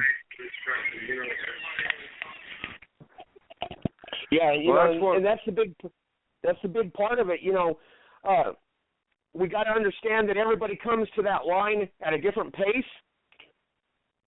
but in the end, we all got to stand, and we got to look left, and we got to look right, and know that we've got Patriots beside us, behind us, and coming up as reinforcements. That's where the power is the unity of the Patriots. It's the numbers, and it's the belief, and it's, you know, you ain't got somebody sitting there that's going to run on you. You know, you got people that full in 100%. You know, and I'm going to tell you what, if you stood up there on that courthouse square by yourself, you would still be under a jailhouse. You would still be under a jailhouse. If it wasn't for all those guys standing with you, you would be done. They would bleed you dry on your money with lawyers and everything else, and then eventually they will get the right jury and they will convict you. You know, plain and simple. That's the way it works. And what we're doing, what our American people are doing is, you know, they're going, well, he was with that organization, so we're not going to support him. Or, personally, I don't like KC Massey, so I ain't going to support him. Now, what they really don't get is that you're not supporting his Second Amendment right. That's what you're not supporting. And by you not standing with KC, you're not supporting his Second Amendment right, which gives you no reason to have one, in my opinion. If you're not going to stand for it for somebody else, don't expect somebody to stand for you when it comes down to you. Well, that's you know, in fact. Let me say this. When I get engaged in conversation with liberals about gun rights, and they're telling me how I have no right to this and I have no right to that and I shouldn't have this and I shouldn't be doing that, I'll be sitting there listening to them, you know, because part of it's listening. And as they talk, I start getting this grin. And anybody that knows me knows I don't grin very much. I don't smile very much. But when I'm engaging in a conversation and the liberals get talking, I start to grin, and my grin gets bigger and bigger as they go on. To the point when they stop their conversation, they ask me, "What are you grinning about?" And I said, "I'm here supporting the Second Amendment, but I'm also telling you I support your right. Why can't you support mine?" And they're like, what do you mean you support my right? I said, I support your First Amendment right to say what you're saying. Why can't you support my Second Amendment right? I support your Second Amendment right. And see, what people need to understand is the Second Amendment right not only protects my right to own a gun, but it protects your right not to. Exactly. It's the same right. It doesn't just protect our right to own a gun, it protects their right not to. And so when they talk against the Second Amendment, I said, all right, you want to do away with the Second Amendment? Okay, if that's what you want to do. I think we should pass a law that requires you to get a gun and use it. Oh, we can't have it. Why not? You want to force it upon me that I can't own one, so why not we just turn it around on you and enforce the Second Amendment upon you and say you must buy a gun and you must learn to use it. Why don't we do that? Because that's not what the Second Amendment allows us to do. The Second Amendment allows us to own or not own it at our choosing. Exactly. Yeah, Kennesaw, Georgia, they have a mandatory gun law in Kennesaw, Georgia. We talked about that show or two back. You know, all the males of Kennesaw, Georgia are required to have a firearm. I think that's American. I'm sorry, but I think when you're born, they ought to issue one right then. You know, that's the way it is. Because I'm telling you right now, if they would literally get out of the way and arm all of our people once again and get rid of all this BS laws that we've got and let us fix these bad guys, we wouldn't have so many bad guys. You know, plain and simple. Well, let's look at it this way. If they had fired all the police forces and give back the American people their taxes, and instead of hiring and running law enforcement offices, How about use that to arm the American people? Buy guns and ammo. Buy range time for the American people. Arm the American people. Train them how to use it. I guarantee you within a year, crime will be almost nothing. It'd be non-existent. Exactly. Well, look what's happened in Chicago with with them being able to have concealed carry up there now. Their crime is dropping drastically. The murders are dropping drastically. I mean, it's a proven fact. Well, look at New York. That was proven in New York up there. Yes. Absolutely. I mean, it's the now they went and screwed that up. It's the commie liberals keeping this lie going that nobody needs a gun. Well, I'll tell you another lie that they put on the American people, and it's a little off the subject, but it still goes with life, liberty, and the pursuit of happiness, is Portugal, Spain, 2 years ago, decriminalized all drugs, heroin, coke, meth, weed, acid, everything. And, contrary to what the American politicians and cops try to tell us here, their crime rate went down, and so did the addiction rate by legalization. But here in America, they want to keep creating criminals to keep feeding the industrial prison complex and to keep incarcerating American citizens and taking and stripping us of our freedoms and our rights. These laws, you cannot make a law for morality. All you do when you create more laws is create more criminals, which creates more money for the crooked politicians and the corrupt industrial prison complex. I mean, it's a shame. And we don't need more laws. We need less laws. Yeah, well, they put so many laws on the American people now. If somebody cusses your wife or your kids and you break his jaw, now you got to repair his jaw. You got to pay him for the work that he missed. You got to fix him back the way he was. Well, now most Americans, knowing this, they went into their house, man, and they don't participate no more. Exactly. And there's the problem. Nobody is held accountable for their actions. No, I've got to call a cop. Hey, man, dude used profanity on my wife. Will you please arrest him? No, I need to break his damn jaw is what I need to do. That's what I need to do. Absolutely. But I can't do that. If I do that, I'm going to jail, and now I'm getting arrested for assault. And I'm going to have to pay that piece of shit to fix him back the way he was. Well, I talked about a little bit about that same kind of subject when I run for sheriff up here. I was asked about where my stance was on legalizing drugs. And my whole stance as sheriff, I was like, the federal government and the state have absolutely no business to tell people what they can and can't do. It's outside their realm. The Constitution does not allow that. And I said, here's how I actually believe. If you want to be a meth addict and you want to destroy your life, you have the right to do that. Do I think it's wise? No. Do I think it's a good choice? No. If that's what you want to do, let's really look at it, though. Let's really look at it, Anthony. Let me finish here. But I also told the crowd that I was talking to. Now, what we need to do as sheriffs, now as a father, if I catch somebody selling meth to my daughter, as a father, I should have the right to whoop your ass.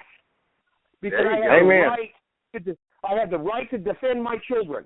And if I catch you harming my child by selling them drugs, as a parent, I should have the right to treat that as just like if you're going to stick a knife in their gut. I catch you selling drugs to my children, I whoop your ass. And then here's where the sheriff comes in. The sheriff defends the father's right to protect his children. Guess what? We would have clean streets really quick. If fathers Here's what's amazing to me. I can go down here right now. I can buy me a bottle of Jack Daniels. I can buy me a bottle of Crown Royal. But if I go buy moonshine, that's illegal. Now, why is that moonshine illegal and not that Crown Royal? What makes the difference? What is the difference between moonshine and Crown Royal? Well, there's a big difference. Money. The king didn't get his share. Okay. Now, if I pay tax on that moonshine, could I have it then? Oh, yeah. Oh, okay. Well, just checking, because that's what it is right there. As long as I go to the doctor, as long as I go to a doctor somewhere and pay his charges, and I go buy prescription medicine, which is approved, is it not? Who approves that? It wasn't somebody for our benefit. Look at all the recalls on the bad drugs that they put out here. Yeah, but if I pay that corporate cost, then I can take that drug. Yep. You know, and see, that's therein lies the problem. Therein lies the problem right there. Well, Colorado's enjoying a windfall in taxes right now through their marijuana sales and that. I think Washington State's having a pretty good go at it too. You know the great thing, the funny thing about that here in Washington State is the way the law was passed here in Washington State on recreational marijuana is that it was up to the county or the city to individually say by vote if they wanted to make it legal to sell it within that county. And so you had part of the county saying, no, we don't want dispensaries in our county or in our city.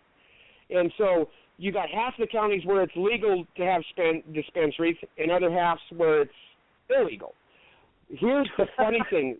What give it away, what they really look for this, is once the counties that said it's illegal to sell and have dispensaries in their county, and they seen the tax base that was being raised by it, do you know what the counties did?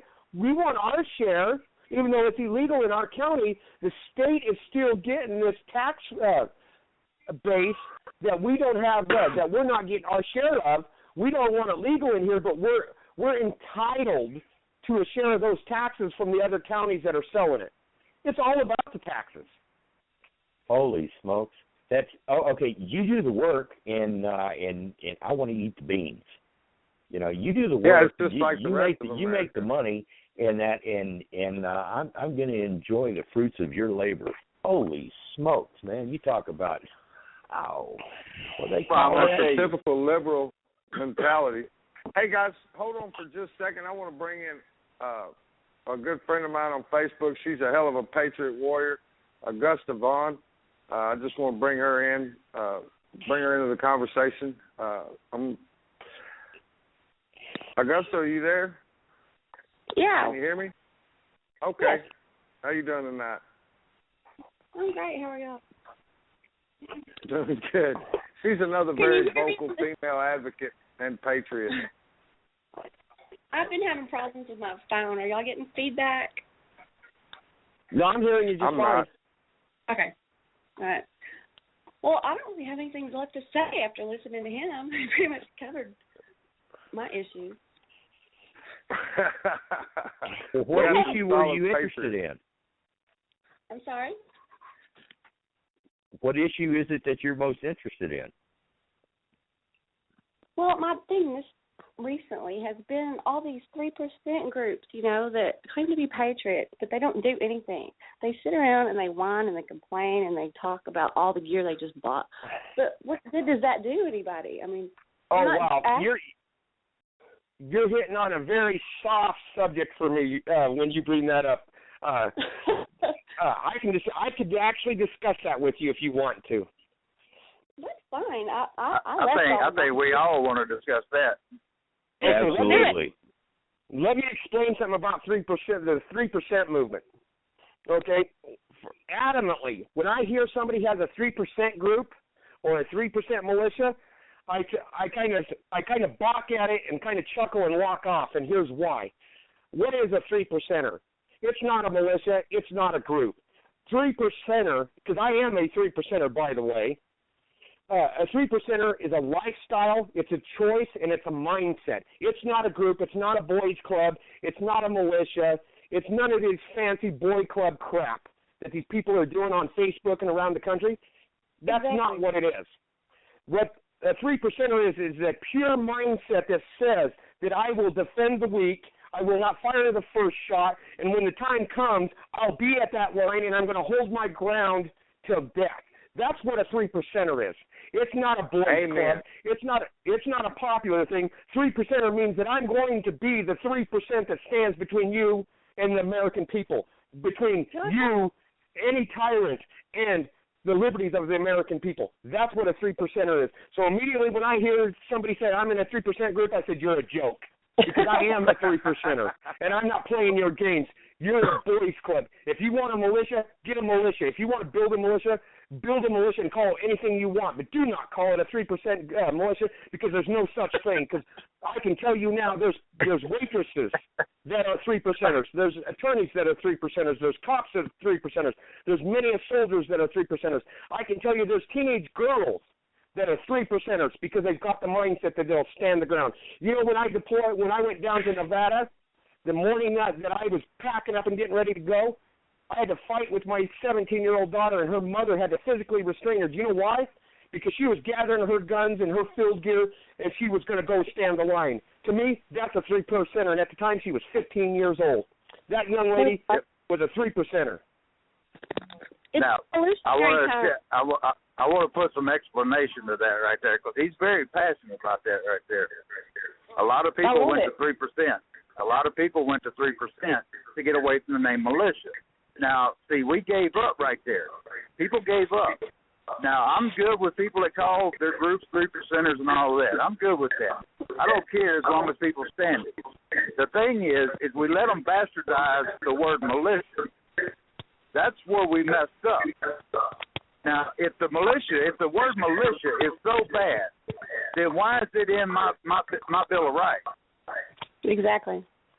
All right, it's not a bad word, but we've had politicians try to make it a bad word, and we have had some members, actually, and some groups, make that a bad word.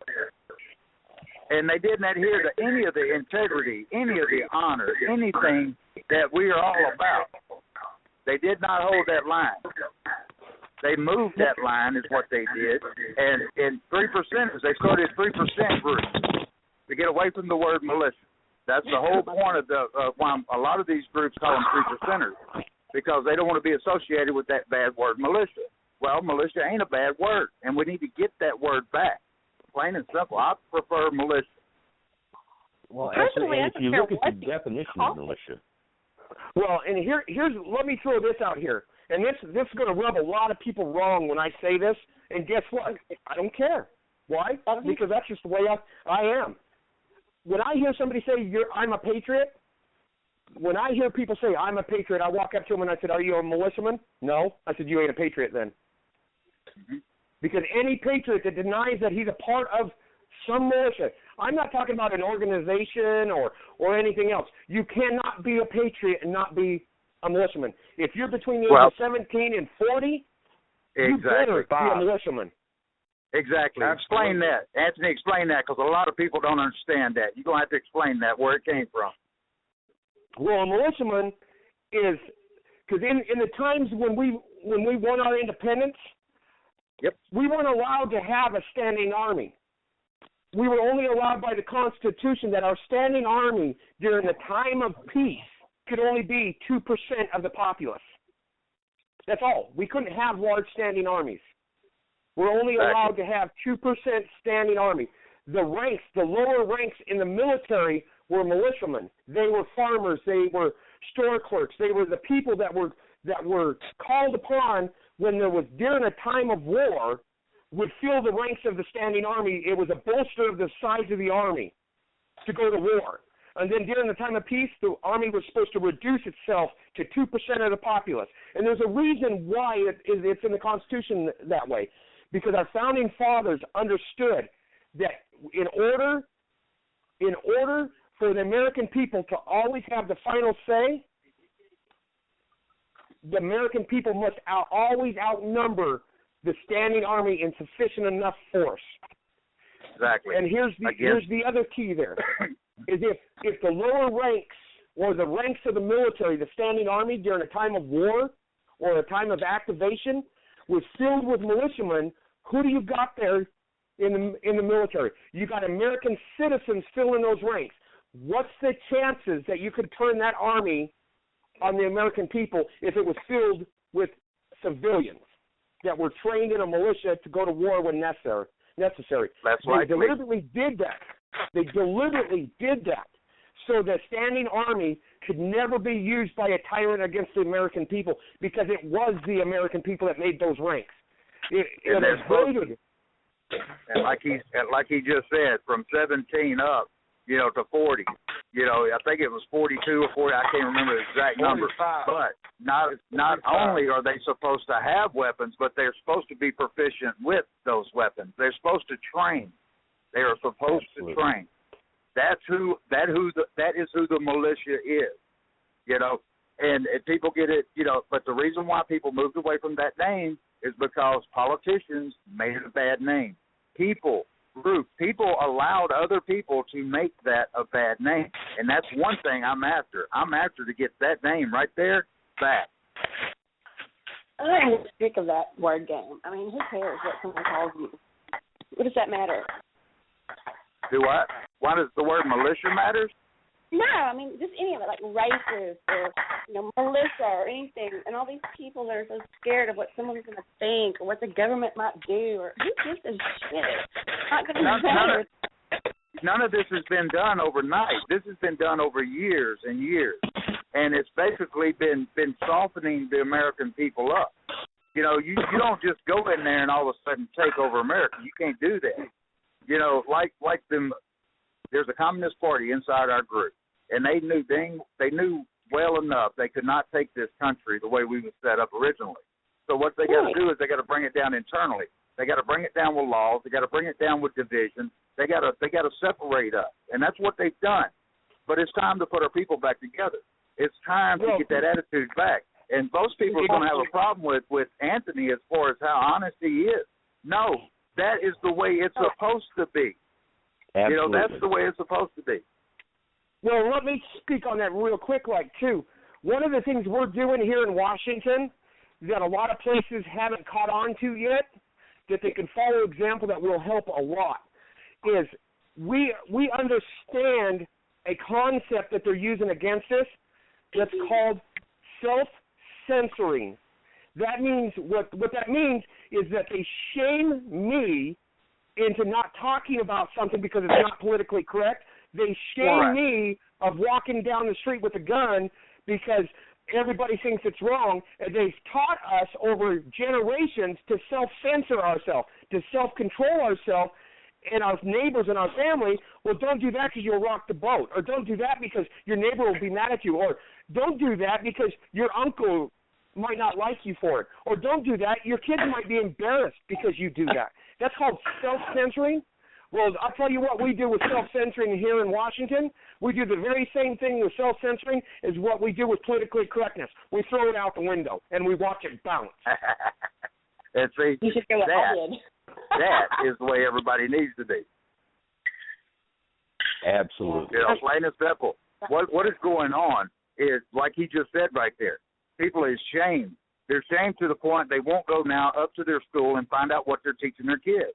They're ashamed to assemble. They're ashamed to stand up. They don't even come out of their house no more. People have went inside their home. They have closed the door and tried to block out all of society while it's tearing itself apart. They go in and get on Facebook and they put a post up or a meme, and that makes them feel good for the day. So they've done their due diligence. Now they're okay. But they go to work, they come back home, and as soon as they get home, they close the door again. You know, nobody knows their next-door neighbor. Nobody is defending one another. Nobody is standing up for what is right. It's freaking amazing. That conditions people to turn on each other. I mean, you're encouraged to spy on your neighbor and report anything they do that looks suspicious, and that's bullshit. I mean, you know, I don't know what to say. I ask my son every day about his curriculum and everything. His teacher has said, because we're going to dig a bunch of Anthony's out of the woodwork. There's a bunch of Anthony's out there. We just got to get out there and find them. Look, my area is really, I mean, they're really quiet. There's no one here. There's one other guy here that, you know, is with the program or whatever. There's just nobody here that cares or even thinks anything is wrong. And it drives me nuts. Well, see, I try to tell people this. This isn't about Anthony. This isn't about me. You know, I'm no different than you or anybody else. The only thing that's different is I have decided to stand.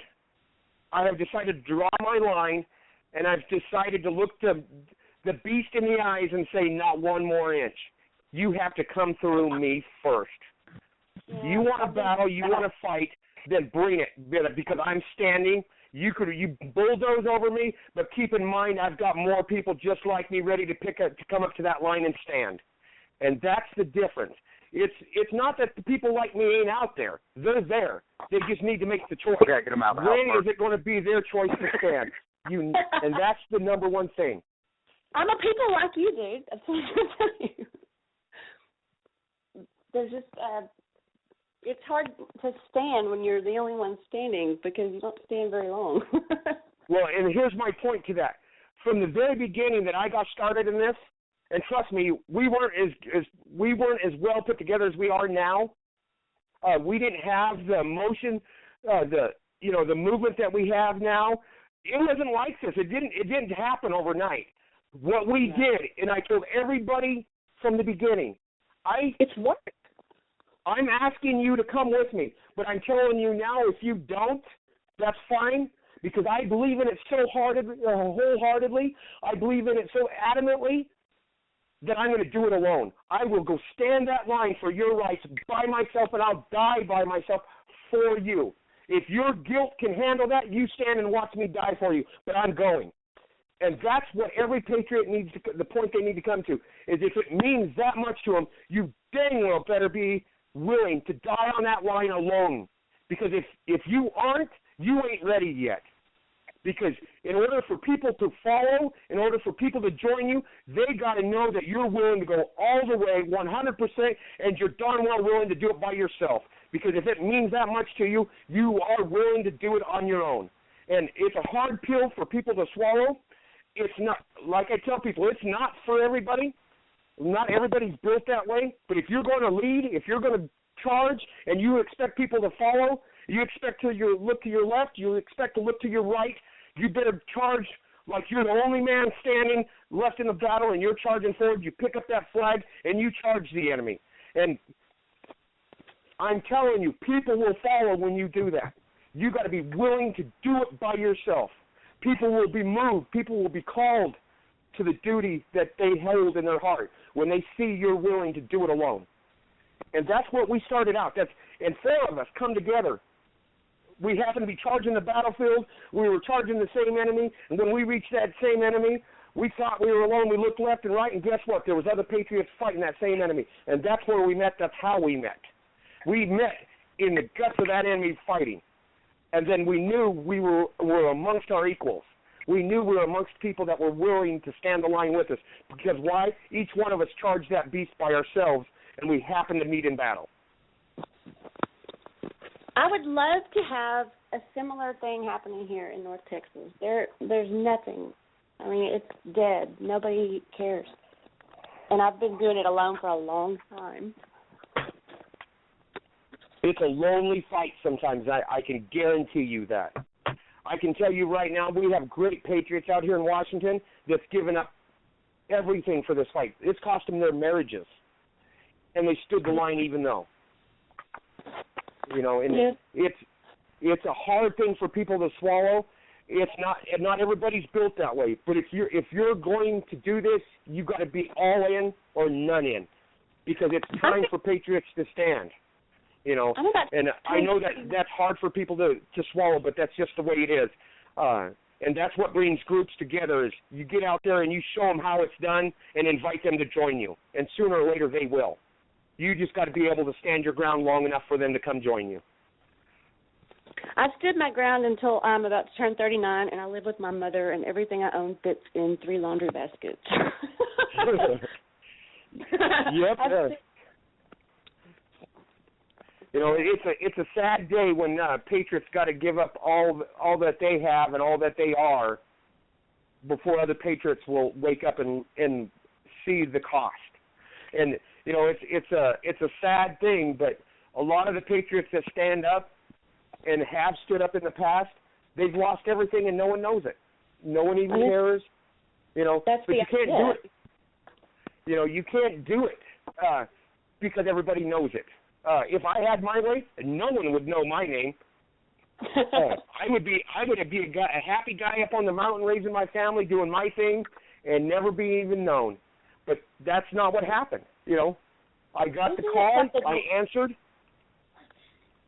this isn't something Hey, you you can guys just stand give by up. for a second. I got another caller that wants to come on and talk for a second, Anthony. Hold on just a second. 3498, you're online. Hey, brother, how you doing? It's Keith. Hey, Keith, how are you doing, man? We got on the line another tonight. day above ground. Yeah. Yes, sir. We got James and Anthony Bosworth and Augusta Vaughn online. You have anything you wanted to say? Yes, sir. I was just going to say one of the biggest problems as far as being able to speak up on a lot of things is just knowing that there ain't nobody that's got your back. Like, there's a lot I could say to folks to help out, but if I say it, as soon as I put it out there, hell, the helicopters are coming and the SWAT team's going to show up because I done screwed up and said something and nobody had my back. So that's what's going to, if more people realize that they had people that had their back and would stand for them, it'd make it where more folks would stand up to say stuff, I think. And I agree exactly with what old boy was saying a while ago. You know, I mean, you got to make that stand yourself just to give an example. But at the same time, that's also how they knock you down as soon as you stand up. That's what happened to me. Balance. It happened to me, and it's happened to Anthony, too. You know, that's why I'm in trouble and having to go to court next week against the federal government is because I did like Anthony. I stood, and I stood loud and proud, and I didn't back down. And they came at me with almost 30 federal agents. Anthony's been thrown in jail, too, and it's going to be a part of it. And unless there's enough of us standing together, like when Anthony went back, he had his crew with him, and he had his brothers with him, and they weren't able to reincarcerate him. So you're right. We've got to come together, and that's one thing that, you know, Melvin has tried to push for, and that's one reason why I love to have Anthony on. And Anthony, you know, he's quoted, he's got his, what was it called, Patrick Henry Society, where they've documented what they've done and how they've done to be able to get as successful as they have.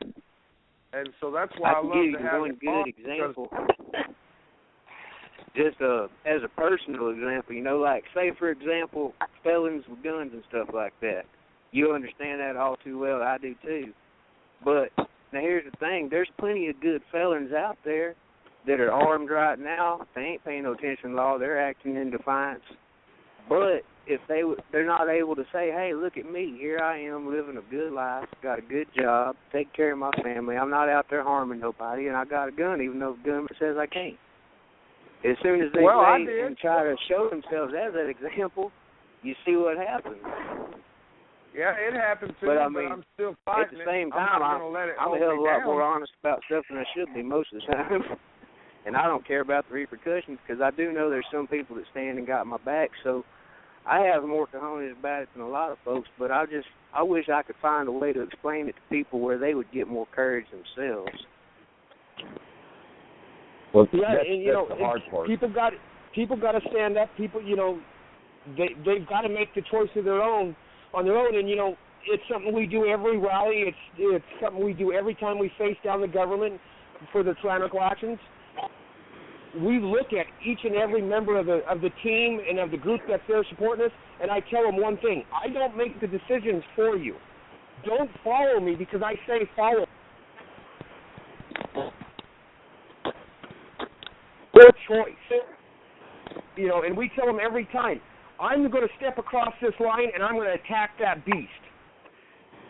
Hell yeah. This decision that when you cross that line, this decision must be 100% of your own, not mine.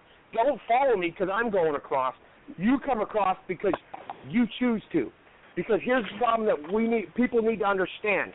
You don't attack the beast and get away unscathed. You're going to get wounded. You're going to get hurt. You're going to get hit. And the last thing I want to hear from a patriot on my left is say that I made him do it or I caused him to get hurt. No, you made the decision yourself. You decided to attack the beast. What we did together is we decided to do it together. But you made that choice. And so people need to get off of this whole idea that it was, I'm following somebody or I'm doing this because he said so. No, that's not how Americans think. We do it because we made the choice. and we accept the consequences for what we do. It's not my brother's fault that I followed him across the line and helped him fight the battle. It's my fault because I made the choice, and I'm fully wanting to accept the consequences of what I did. Because if I'm not ready to accept the consequences of what I did, then I shouldn't be there. And I tell that to every patriot. If you ain't willing to go to jail for where you stand, you should not be here. If you ain't willing to die for what you believe in, you're not ready to be here. Go home.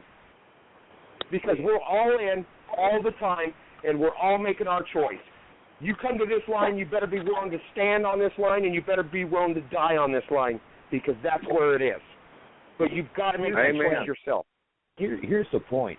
Standing up for the Constitution is not illegal.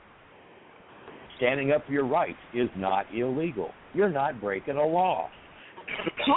KC didn't break a law. He was well within Texas law and everything else. They don't even have him charged with anything that pertains to what he was doing there.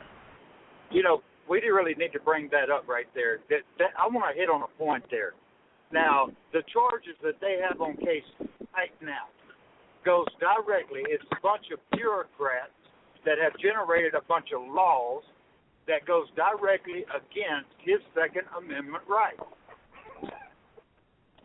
You know, Absolutely. So we really need to look at that. And there's a lot of laws out there that goes directly against that Constitution.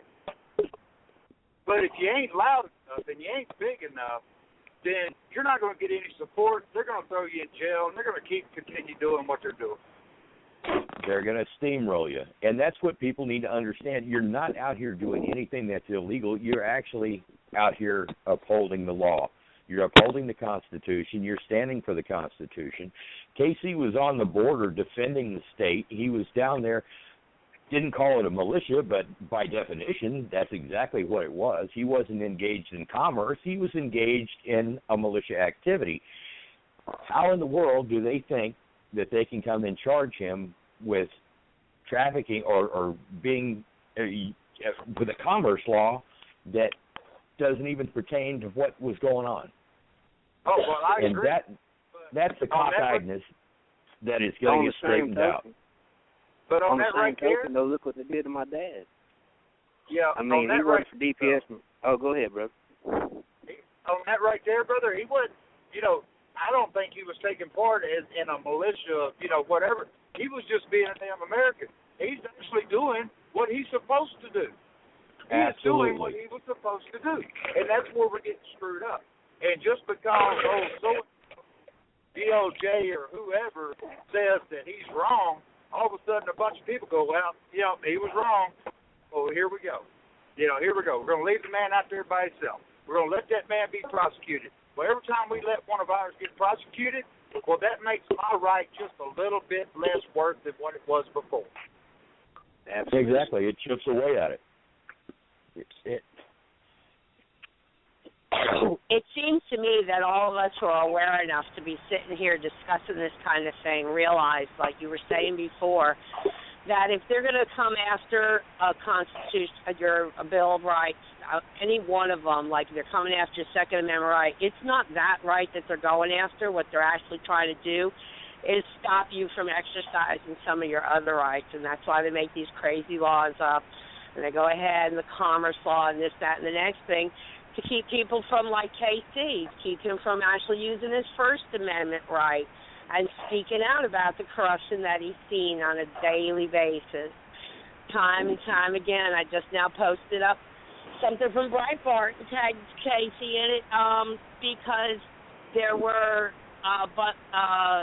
some kind of hearing going on today in Washington, D.C., and the head of the Border Patrol union was out there and telling them that 6 out of 10 are actually crossing, and they wind up catching shit if they report anything larger, up to as many as 20 illegals coming across at one time. Okay? So they're pulling this crap on them, too. They can't even speak out and tell us. Well, don't let it confuse you. You know, they're after that whole Constitution. They don't want just one. They want it all. But the reason why that Second Amendment. Why they're really chipping away at that Second Amendment is because that is the key to that document. Well, not only that, remember, that's the one that you're left, and, there's just so many people who have issue against because, it could threaten or endanger their lives. It could this, it could that. You know what I mean? So they have just that much support to go after that one. But meantime, they're really after your freedom of speech. They're after your right to congregate. This is why we're having this the revival of the Republic, the prayer meeting on Sunday, to stand up and show that we not only have the right, but we have the responsibility to congregate and to get together and educate one another. Exactly, and the one thing we need to remember, they want to impose their will upon us through force, but they can't do that, and the reason why is because we're armed. Because as long as we're armed, we've got a voice and we've got a vote. And until they remove that equalizer that we have that's called arms, they can't impose their will upon us. They can't impose their will on us by force, because we have the ability to withstand them. We have the means to force that. Hey, we still have a voice. We still have a vote. Regardless of what you want to do, I have something here in my little hands, my little friend here, that will ensure that you will listen and will ensure that I will get a vote. Well, see, I'm of the old hippie state of mind where at the time of the civil rights and that kind of thing, where it first started, we just sat down. We just sat down and refused to move. Now, you got to remember, we have that power, too. You don't have to have a gun in your hand to make them listen to you. You can make them listen to you by not feeding into their commerce, by everybody just staying home for 6-7 days at a time. The whole damn country would just fall the hell apart. They don't have our support, and we don't get out there and work for them. What can they do? Well, the thing is, we got to work to take care of our family, but at the same time, we do need to come together. If our people would come together, and like Anthony pointed out a while ago, I want to go back to that. Anthony pointed out that it ain't just the Second Amendment. It's all of them. If they go after the first, there. If they go after the second, we're there. If they go after all of them, we're there. And that's where we're not. People are not showing up. People are not participating. People are not protecting the 10th Amendment, the First Amendment, the Second Amendment, or the Third Amendment. And we got to get people out there. I'm not only seeing it, I'm living it. I'm the one who's working with KC, trying to get this together, this prayer meeting, this revival, trying to get people out there. How many times they all say, we just need to all get together. We need to meet face to face. We need to, get together and talk about this, have activists speaking out, get some education going, that kind of thing. I can't even tell you, and KC will say this, I mean, don't get me wrong, there are quite a few of you, like all y'all here on this call right now, Bell and a bunch of other people, but meantime, there was a bunch of people stood up and said when we first put this together and we're going to do it for New Year's Eve, but the weather and that kind of thing didn't allow for it and whatnot. Okay, great. Well, they all said they were going to help. Meantime, I've got a page open, and I've got nobody even signing in saying they're going to bring a covered dish. We're not even asking anybody for any funds or anything. Just come on out and bring a covered dish, and I'm getting no response. I'm the only one who signed in and said I was going to bring beverages or a covered dish or anything. People are not. Do you know why? Do I know why? Yep. Please. Why? Lack of concern, apathy. I could go on all day with that, but that's my opinion. You tell me what you think it is. My opinion is that they believe everything the news media puts up. They believe KC's a bad guy. They believe KC ain't. I don't know if they believe that. I'm sorry, not to be interrupted. I don't know if they believe that so much or they fear that the other people around them believe that, so they don't want to stand up and speak out and then have their friends around them coming out and attacking at them and saying, are you kidding me? This guy was this guy is that. Meantime, I'm sorry, you're talking to the number one fan of the man called KC over here. Well, I know Bethany's on the line. She'd probably argue that point. And she's got every right to. But, hell, I don't care what do they have to say about them? I stand like you were saying before. I don't need to follow nobody. I don't need nobody to follow me. And you know what? I don't condone, not that we don't need leaders, but I don't condone, like you were saying before, following anybody. We all need to stand shoulder to shoulder and walk together. Walk a while with me. Go back to Fairport Chronicles, back to the days of, your bands that were singing about what really mattered, Phil's big song back in the day, Walk a While with Me and You'll See. I'm not asking anybody to follow me or asking to follow anyone. I agree with you, but what they do is they look at the TV, they get a little glimpse of what went on, and they believe everything because they're not strong enough no more to follow through, go find out, and get behind the man and his rights. That's where we got a lot of issues going on. They might go in there and post a Facebook post, free KC, and then they're done. Then they're done. And it ain't right. It's not right. And you should call them out just like you're doing. You ought to call them out. You ought to call out everybody. We need to start calling I'm at the point, I don't care. I really don't care. And Casey has probably got the same state of mind because he and I seem to think along the same lines on so many things. We'll just get out with whoever wants to come out. We'll talk about the things that need to be talked about. If you don't come out, well, hell, around my household we have a saying, and it goes, if you don't eat it, you won't shit it. So whatever. Whatever. If you're not there, you won't be able to experience it. Are you experienced? Well, we took all excuses away. There's going to be a bus down there. The hotels are squared. Everything's good. All they got to do is get on the bus. Is this Melvin? On the bus. That's somebody swing through Highland and get me. People who have to report to me. I've heard your voice. Yes, I absolutely give you credit. Thank you. And that's one of the things I was looking to do. I've got some good things put together here. Not a whole lot yet, but a few things put together. I've already had somebody stand here offering the things I got from the silent auction, telling me they want all those items I got. But it's just, again, trying to alleviate that cost that you put out, and we can't thank you enough for doing it. That's for damn sure. Every one of you on here, everyone who has supported KC, my heart is just imbued with the fact that there are, even if it's just a few of you, who will do it. We're going to get the rest of them. It's just a matter of time, but we're going to get the rest of them. The flood always got to start somewhere. Well, exactly. There's a bright light burning in Washington State, and there's a bonfire lit here in Texas.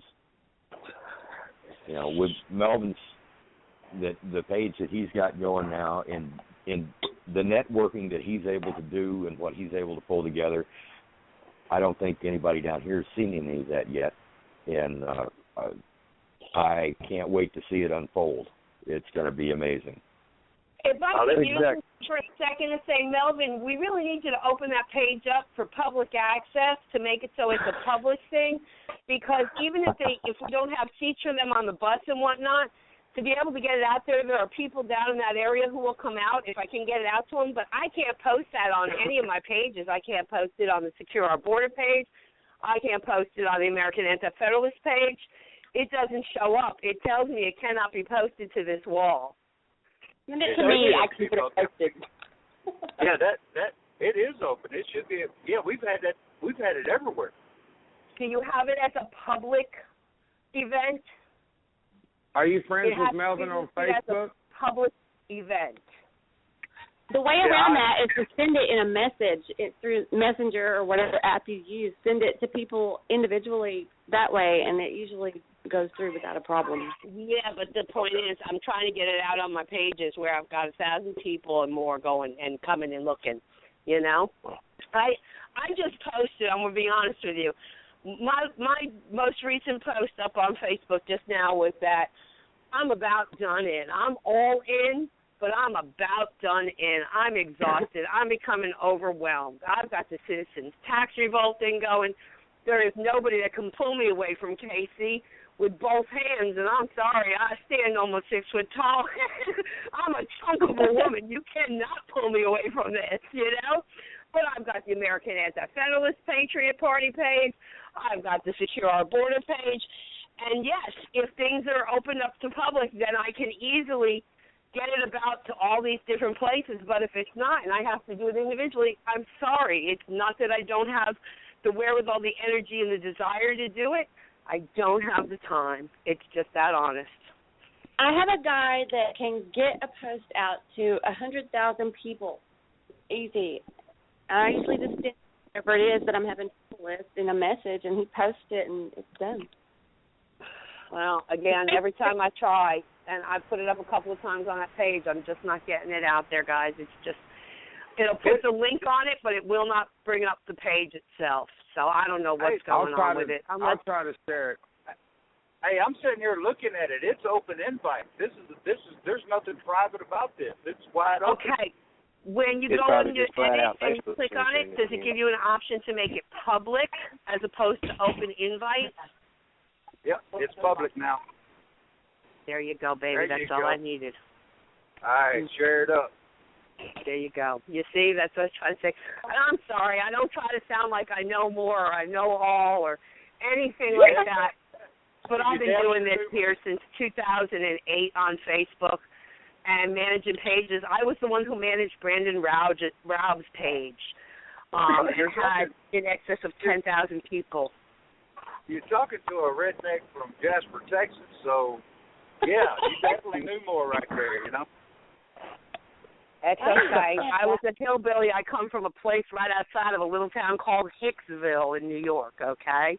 And that's no lie. I actually grew up within a stone's throw of Colonel Ludington's farm in New York.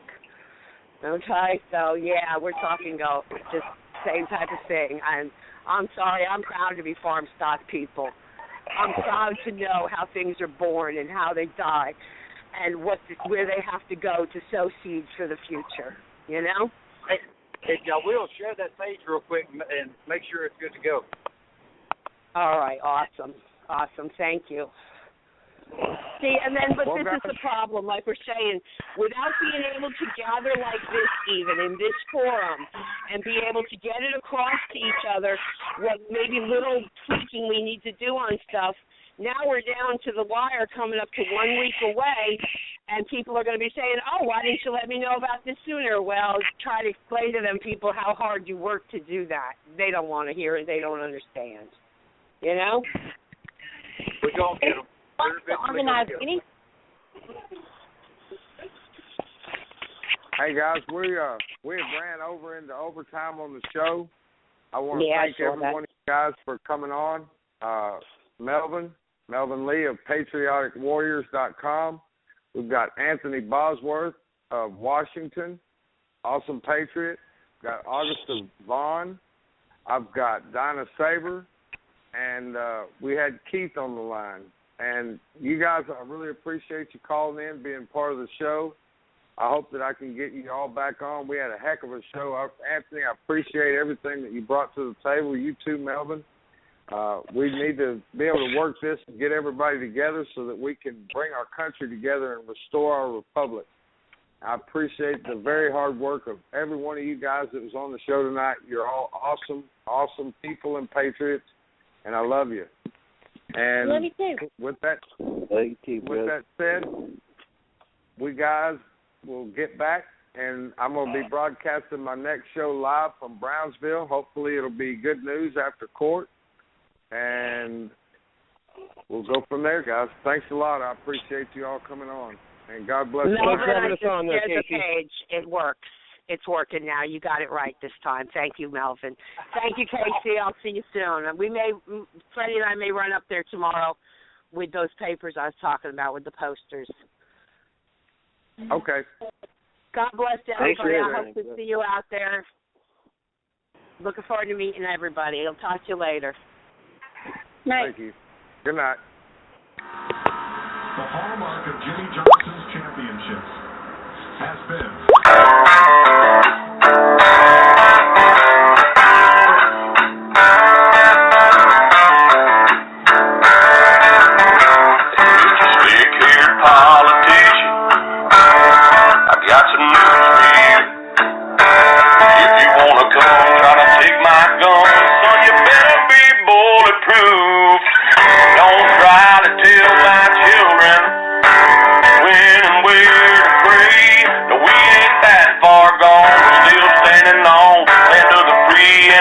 of the brave. No, I'm not your normal political society. This is coming from real America's son and pissed off rednecks like me. Hell no, I won't push one for English. Just as soon hang up the phone. If you want to serve in the Muslim church, go and take your ass back home. Get up and go to work if you're able.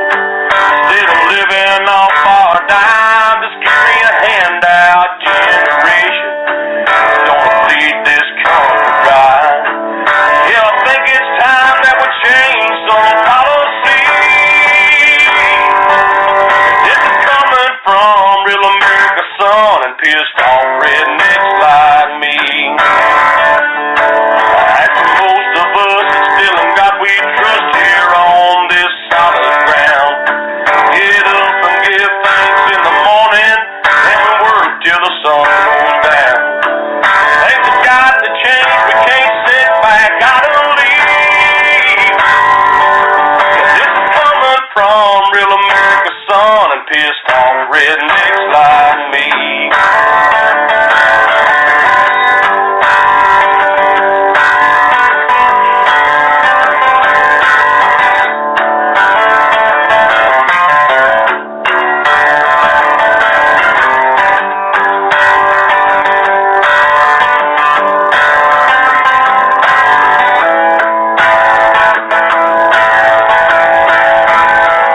Old folks say can't afford medication. Them Obamacare's a joke. If it helps you with your sickness, I say bite up and take a toke. They need